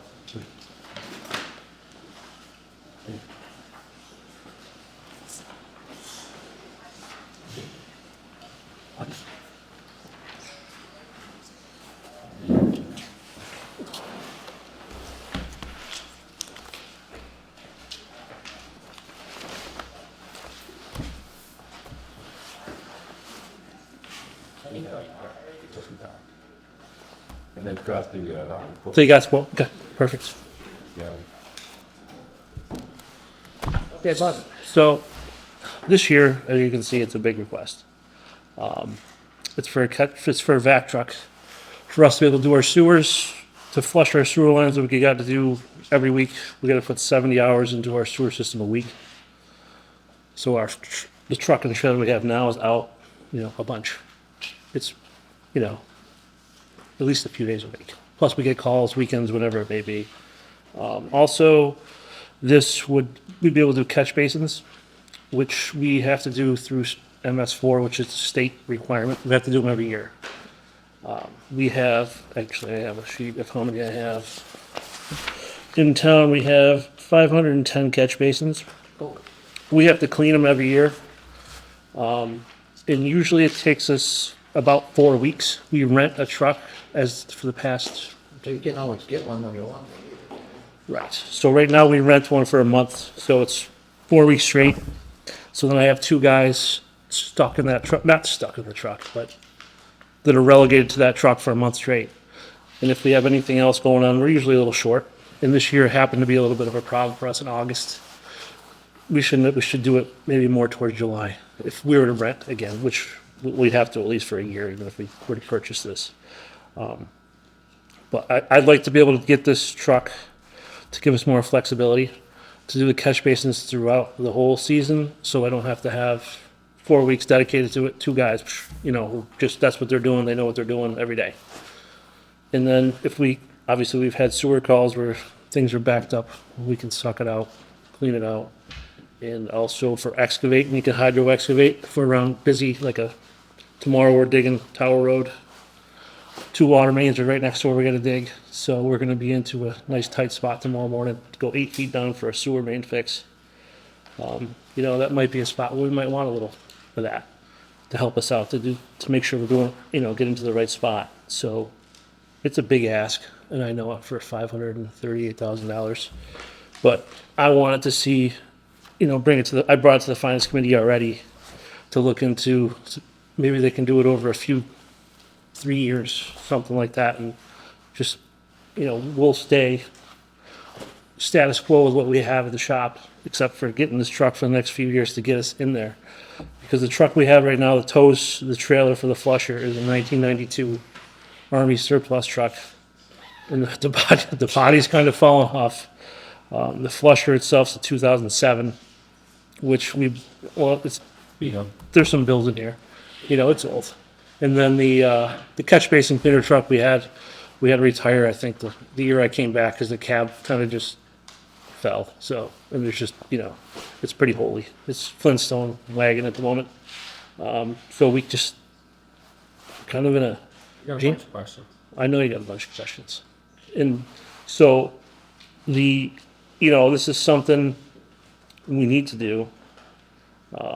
You know, we need to take care of the catch basins. Sewer would be huge for us to have this on a sewer. The blockage, when we have blockages, sometimes it'd be huge. And have it available whenever we need it, not have to call somebody in, or if somebody's available or not in town, whatever it may be. But yeah, that's what we're looking at. And I have also 510 catch basins, but I got 837 sewer manholes to maintain as well. It'd be nice to go clean all those out as it is. Pretty old too. Yeah. So. Certain areas is fine, but a lot of areas it's not. So it's a big ask. I know. I am 100%, Bud, in support of a new vehicle jetter option for you. Yep. I do not see the size spec truck that you have. Yep. I just don't see that in the town of Dalton. I know why you picked the specs. I understand it. You know, those that don't know, this is what I do for a living. I think that a smaller version of a vac, like in a 6-yard, 5-yard series, with a new jetter on a 650, 750 chassis, 4-wheel drive, would get you everywhere you gotta go. Yep. I think this size truck, I mean, you have a lot of off-road areas that, you know, have sewer mains. I can't remember, who was the, what's his name? Dave Lavalette, he was here. I had to bring a skidder over for him one time off of North Mountain Road. The trailer. Down, backed in there, and they just sat. Yep. You never even get a truck like you're talking about even close to that spot, you know, to do that. Yeah, there's certain places, I'm sure. Not saying that I don't want you to have, I just don't want you to have a truck that big. You know what I'm saying? They make a smaller version, and I think it would be more useful and advantageous for you and the town. And they still hydro excavate, you know? Yep. How much do you rent a truck for every year? I have a breakdown. I mean, just my rental truck, for the rental of the truck plus the insurance, it's about $18,000. My 2 guys on it for a month, it cost me about $28,600 a year, and then for the same hours to have county bid, yeah, like your truck, whoever it may be, was at $285 an hour, was $56,420. No, and I don't disagree with your numbers there. I actually got them right there. Yep. My big thing is if you take the $18,000 a year or $15,000 a year, because you wouldn't have to do the insurance, the truck that you're looking at, I mean, we could rent a vac truck for a month for roughly 15 years to come up with the same price. And the life expectancy on those trucks is 12 to 15 years. Okay. I mean, I don't know, I'm new to this. I am more than happy to, we need a jetter. I heard the thing running the other day, and it's chitty chitty bang bang. He definitely needs something new. Do you have any other option than this big? I don't, I mean, I got, this was a single axle, that was as small as I went, obviously. And I was trying to go smaller that way, not a truck like yours, or the one we rent. which is bigger. This is 2 sizes smaller than mine. Right. So, I was going small, but also enough so we can You get weren't some work running the done. dump every 10 minutes. I didn't want to have to run back I want to be able to get some work done too at the same time.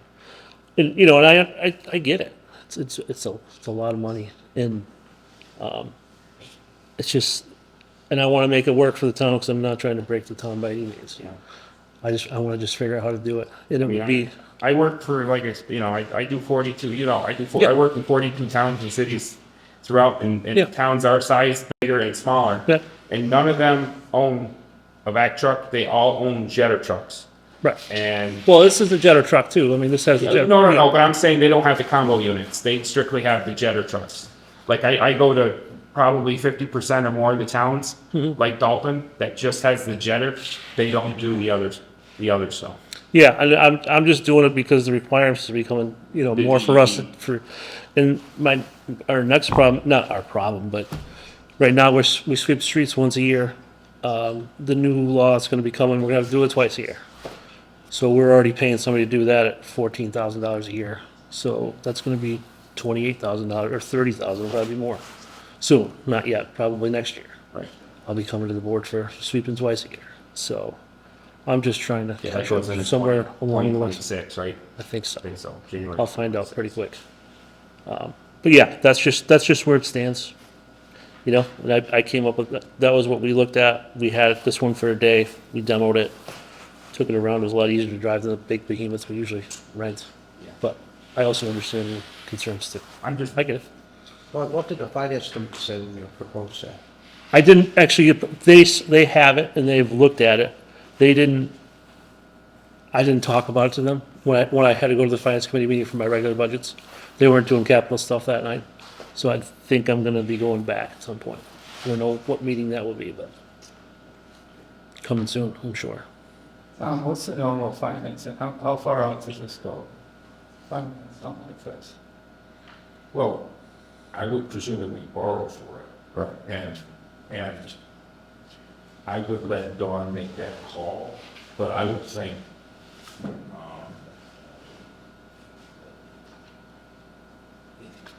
there's, different combinations of financing. We can do state house notes for 5 years, then we'll borrow, and you could try to get it all done within 5 years. And that depends on, how much, it could years to do that. Obviously, the saving interest would be as a shorter term, but it costs more money every year if we do a shorter term. So I don't know whether she would go for a 5-year or a 10-year, but I think it would be one of those. So it would either be $50,000 a year or $100,000 roughly, plus interest.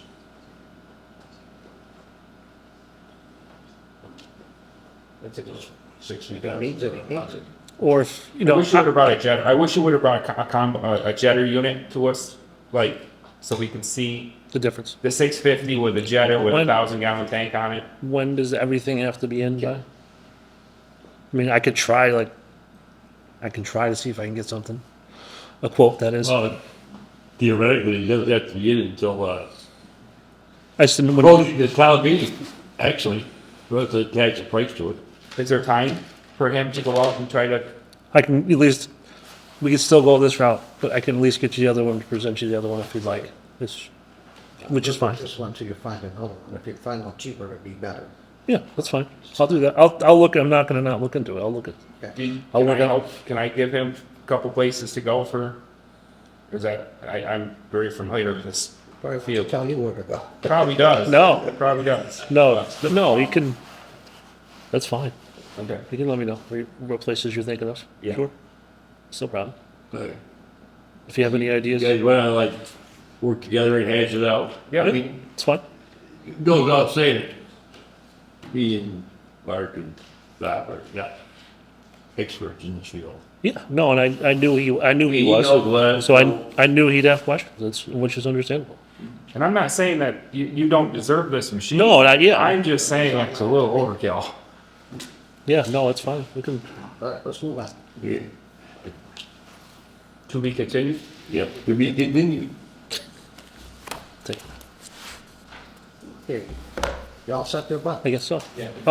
The one thing I don't have either, which I can bring up to you quick, is I had a meeting Friday. It was after this was up, but street scan for sidewalks.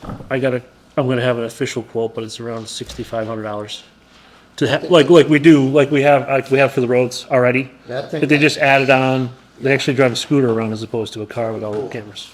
Well, so Hey, I'll be what? bringing that to you. While you're here. It's for the general public and mostly for the residents of Orchard Road. Town manager report will be opening the bids on Thursday at 1 o'clock in the Galleon room. Am I correct in saying that? Yeah. Yep. And hopefully we can meet our deadline of April 1st to start construction. I go over that road today. It's like a war zone. It's bad. I see better war zone. Yeah. There. Any other capital budgets? Jeff?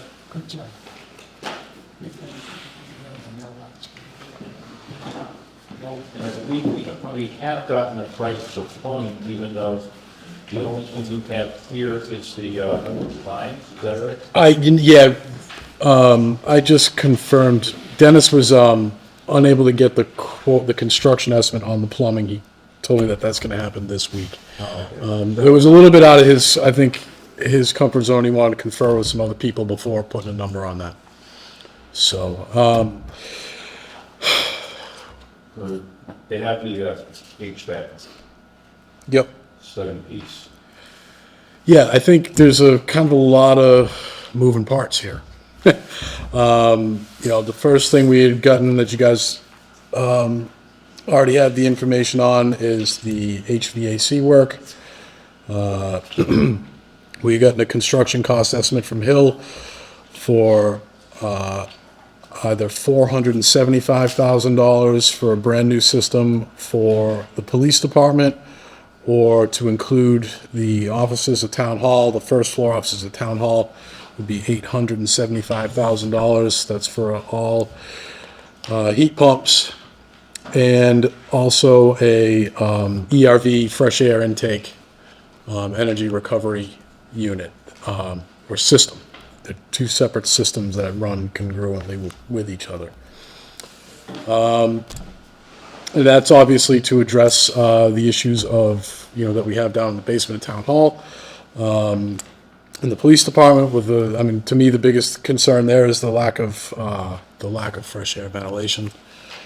That is sort of one piece, and the plumbing proposal that Hill has come up with, like I said, we don't have a price yet, but what they're looking to do is to tie in the dispatch bathroom, the janitor's sink that's right next to it there, and then also the bathroom that is on the second floor in the accountant's office. And what they are proposing to do is to run a new line out to a new main sewer line out of the building. What they're looking at doing is going out the side of the building into the driveway and connecting with the sewer, which is just on the other side of the driveway in front of the Verizon building. So that's the solution we have for the plumbing issue. We don't have a price in that yet. No, this week. By the end of the week. We'll have at least an estimate. All this stuff will have to be put out to bid, Yeah, but it's handout we got. 9 capital items, and you got on the third item, stair lift, replacement for currently unknown. I think we were advised by the town manager in his weekly update that the lift would cost $68,000. Is that correct, Tom? Yeah, that's the quote we got from Garaventa. So that, That's to do a modernization on the current chairlift that we have. Yeah. So you just get it's totally new. You got to rip the other one out. believe it's to use the same tracking system that's already there. But all new mechanics, the new platform itself, there's additional safety regulations in there and stuff I like saw that. that platform. Does that mean a wheelchair can go on that platform? Yes. Oh, that's an improvement right there. Because currently it can only be used by semi-ambulatory people as opposed to being wheelchair accessible. The current one is wheelchair accessible. It doesn't work. Oh. It goes up and down fine, but the mechanism that folds it back up to get out of the way is completely worn out and they can't get the parts to it. I didn't know that one. Yeah. Thank you. So that's the other thing. I'd gotten some price quotes on, we talked about elevators and stuff too. Elevator from Garaventa, their cost alone is $130,000, but that's going to be not maybe a fifth of the cost of doing something like that. And I think the elevator at this point. And that would be a lift, right? Yes.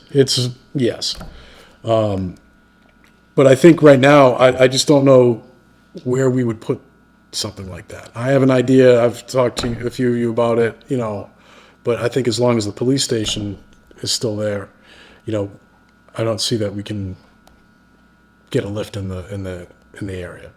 So that's sort of in my opinion, something to maybe hit the pause button on. And I think the option of getting the chairlift operational again is probably the priority. Let's keep working. Yeah. Thank you.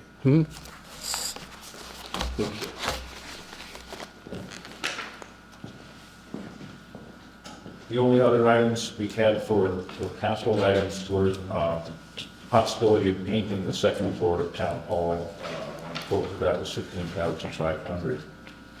And a much larger project, reconstruction of the transfer station. You may recall we approved town meeting money for design for reconstructing. There are a number of ways in which it's becoming unsuitable. And a lot of it having to do with the concrete falling and decaying under where the cars sit next to the dumpsters and trash hauler. That engineering is underway. We don't have a cost for it yet. I don't know, but if you want to talk at all about the transfer station reconstruction and Not really yet, we don't have a design, full design or anything yet. There's not really much to talk about it yet. yeah, so until we have, an engineering estimate, but it is underway. That's just that. For other items, I spoke before about adopting MGL Chapter 60, Section 62A. That would assist the treasurer in negotiating payment options for tax title payments. Number 2 is the HERO Act local adoption. And I have also attached a sheet, financial impact of adopting options in the HERO Act, which was put together by Lehman, who was left, but he was very helpful in laying out the various options that we have. There are 2 clauses, and we can arrange them somewhat differently. Well, the situation is now, it's that we have exemptions that are reimbursable by the state to a certain amount. So we have currently $31,600 in total exemptions from the 2 clauses that are applicable to us now. If we adopted these clauses, the town would be responsible for paying the additional exemption. One of them doubles the exemption, and one of them adds a COLA to the exemption. It's also possible to accept both, so that you double the current exemptions and you have a COLA. So all the costs to the town, the total cost of the exemptions and the costs to the town are laid out here. Roughly a maximum cost of $33,100 to accept both of those exemptions. And there is another option to increase all of our exemptions. And the total cost for that would be $50,350. And we could also adopt the COLA, which would just be another $1,580 on top of that. So those are all the exemptions that we could add to give people with, in these circumstances, a break on their taxes and part of the cost. So that's up for further debate, and you may want to have that as a separate agenda item to go into it in more detail. Yeah, let's do rather that. than trying to do it now. No, it would make any sense to do it now.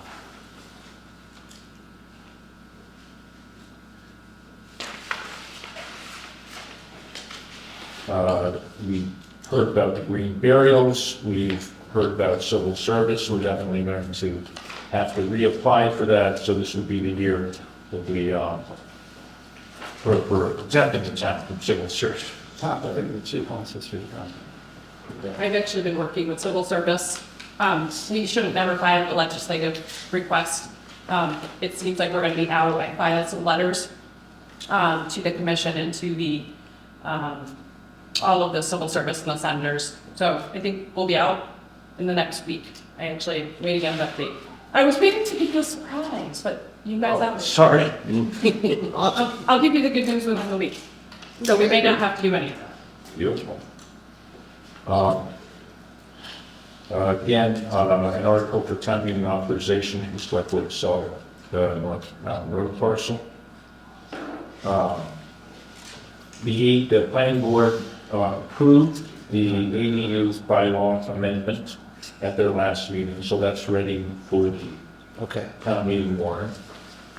They'll be taking up a discussion of tiny houses next. First, I have two North Mountain commercial items on here.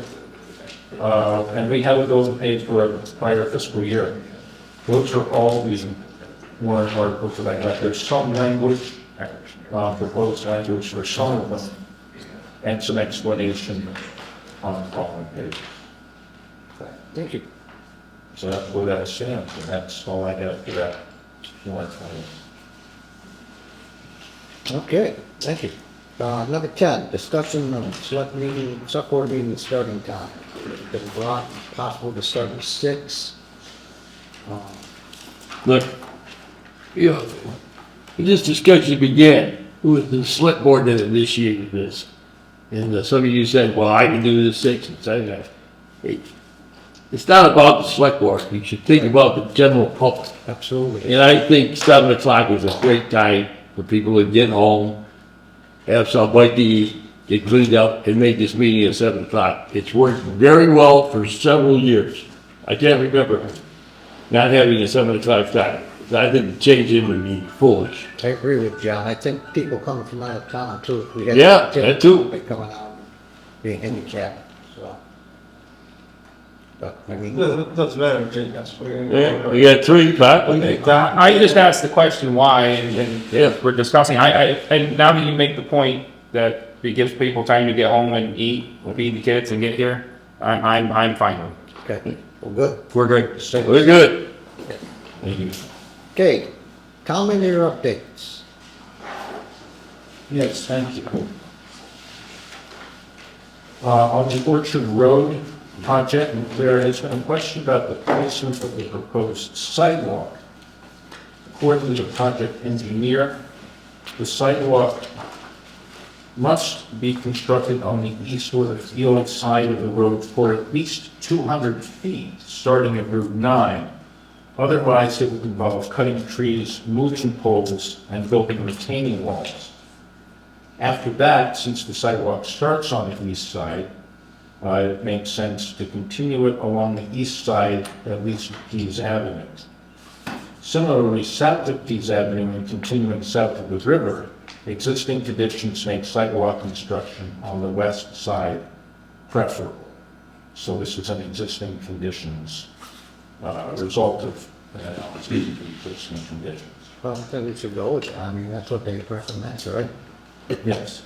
Does it make sense for putting a sidewalk for children to walk down on the east side and then get down by the bridge and have to cross the street and you go up the west side and then cross the street again to go down to the school?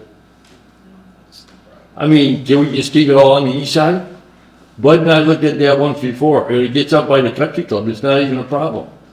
I believe it is a problem. What's the problem? And a lot, some of it has to do with poles. I don't know as much about that, about the south of the river as I do about north of the river. So I'd have to ask that question separately. Well, but it is based on existing conditions. It's preferable, but maybe this board doesn't. We should have a compelling reason to switch in the middle of the stream. What? You can't do it on the side by the country club up top. You'd have to build a little wall, because they have an access road behind the building right there. Yeah. And it's not far enough from where it is. We'd have to construct like a wall probably for that. And also, the hydrants would have to be moved, utility poles would have to be moved. The way they have it now, where across it's just past Pease, kind of almost where the state yard is, I believe is where it is. It doesn't affect moving any poles, moving any hydrants. And that's the reason why I went that way. Because otherwise, even with Wacona's parking lot, the country club, you get into the grade is just, it goes right off from the river. You'd have to build everything up and put probably retaining wall throughout it. It'd get pricey. Plus the intersection of up by Route 9, on that property, that house is really close to the road at the intersection. So if you're putting a sidewalk there, you're gonna be knocking on the kitchen window about to, Well, how was that, Buck? Can you actually come up a little closer to the microphone?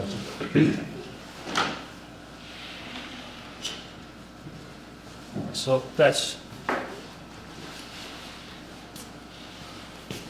that house is pretty close to the intersection.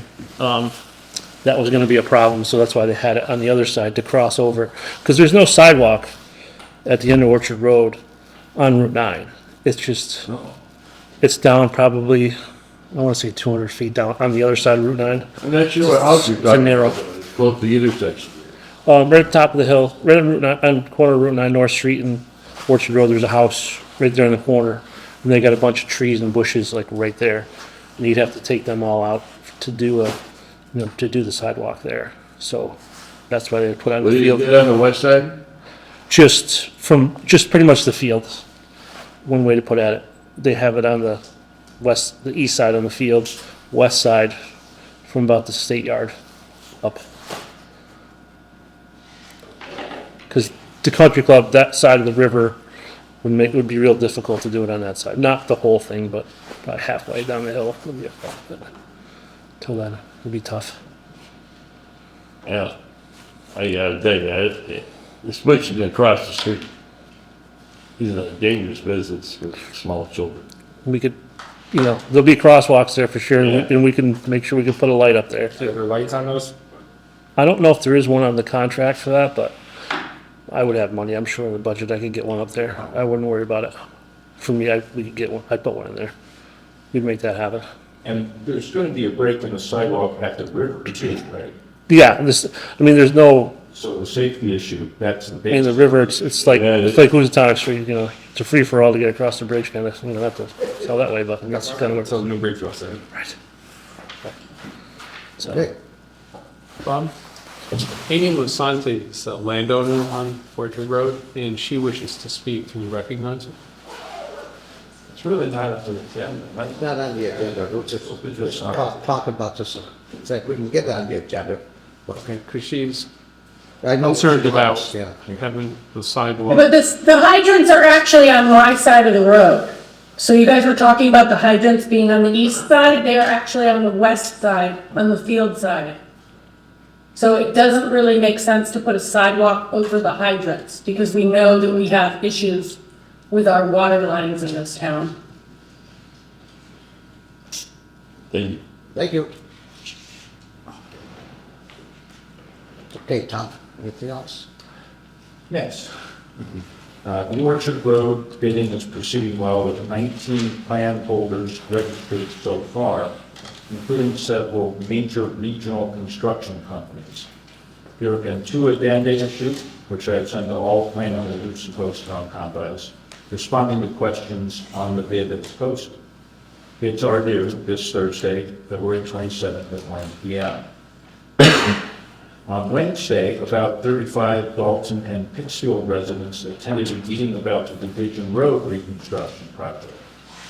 Project engineers presented a 10% plan, to which there were no objections, though there were a number of comments about speeding along the road. I've been working with the Emergency Management Director and Assistant EMD on forming the Community Emergency Response Teams, or CERTs. There was some concerns from our insurer about older volunteers, and we're working on an alternative proposal that we hope to be able to allow no volunteers.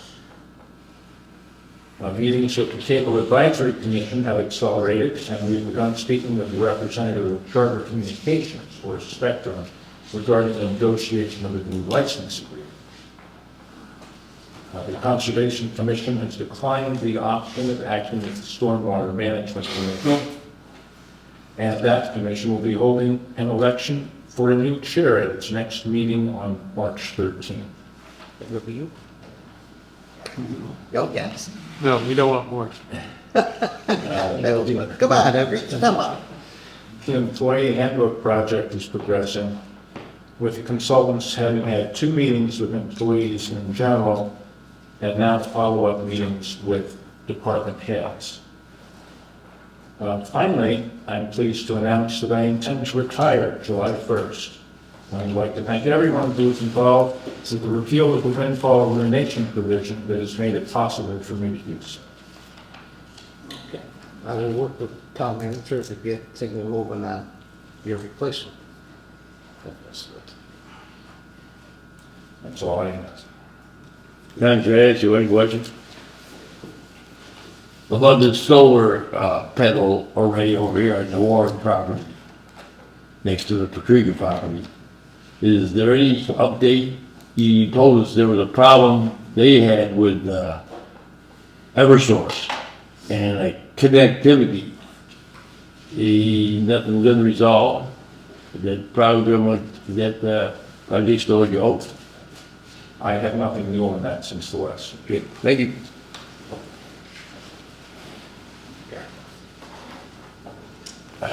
Future agenda items. John, we know when, could put on, the contract with Colonial Power. Yeah, the current one is a 2-year contract. The previous ones have been 3-year contracts. At the last contract renewal, they felt that the energy market would be shifting substantially over these 2 years that we're in now. So they thought it would be more advantageous to the town to go for a 2-year contract instead of a 3-year contract. So I'll just check on that and find when that's up. And Yeah, that's all. that. Yeah, that's all. I got one question. Is there anything back from the governor about all these extra charges for delivery charges for gas and electricity? I know she was protesting them. Because I have not. All of that. Okay, yeah. I'll talk to Lee Davis. There's something in the paper about the governor went before the regulatory commission and demanded to do something about this issue. And the regulatory commission ordered the utilities to give a 5% reduction in utility bill for the near future. I don't know if that affects us, because Okay. the big ones, or if it's just electric, just gas, but there was something like that. Thank you. Items not anticipated 48 hours before the meeting, is there any? Okay, remarks of the select board. No? Announcements. Town seeking volunteers for improvements cultural council responsible for reviewing arts and culture grant proposals and improving projects. If you're interested in being on the Dalton Housing Authority board, please call Sue Gregory at 684-2493. For other volunteer opportunities, please visit the town's website. Dalton Police Department is reminding citizens of Dalton the winter parking ban, which goes into effect November 15, 2024, will be in effect to April 15, 2025, between the hours of 1 a.m. and 6 a.m. During this time, there will be no parking on the streets. The town has contracted Colonial Power to provide an electricity plan for town residents, which have resulted in prices lower than current Eversource prices. For more detail, to opt out or in, visit the town website or call the town manager's office. The town of Dalton currently has the following employment opportunities: part-time COV van operator, interdepartment assistant. Please visit the town website or contact the town manager's office for more information. Dalton's official meeting postings, agendas, and minutes can be viewed at mytowngovernment.org/01226. The next meeting of the select board is a special meeting scheduled to take place on Monday, March 3rd, 2025 at 7 p.m. at the Senior Center for a presentation from the architect of the proposed new police station with an option for remote participation. The next regular select board meeting is scheduled to take place on Monday, March 10th, 2025 at 7 p.m. at the Senior Center with an option for remote participation. Mr. Chairman, I move we go to executive session in accordance with Mass General Law 38, subsection 21A7, to comply with or act under the authority of any general or special law or federal grant and aid requirements, namely to review and approve the executive session minutes of January 13, 2025, and also in accordance with Mass General Law 38, subsection 21A3, to discuss with respect to the collective bargaining, DPOU, police sergeants, highway, cemetery, and dispatch. Second. Not returned open. Not returned open, so Second. Okay, roll call vote, Mr. Collins. Yes. Mr. Stone. Yes. Mr. Boyle. Yes. Mr. Bishop, yes. 5 minutes to leave for that.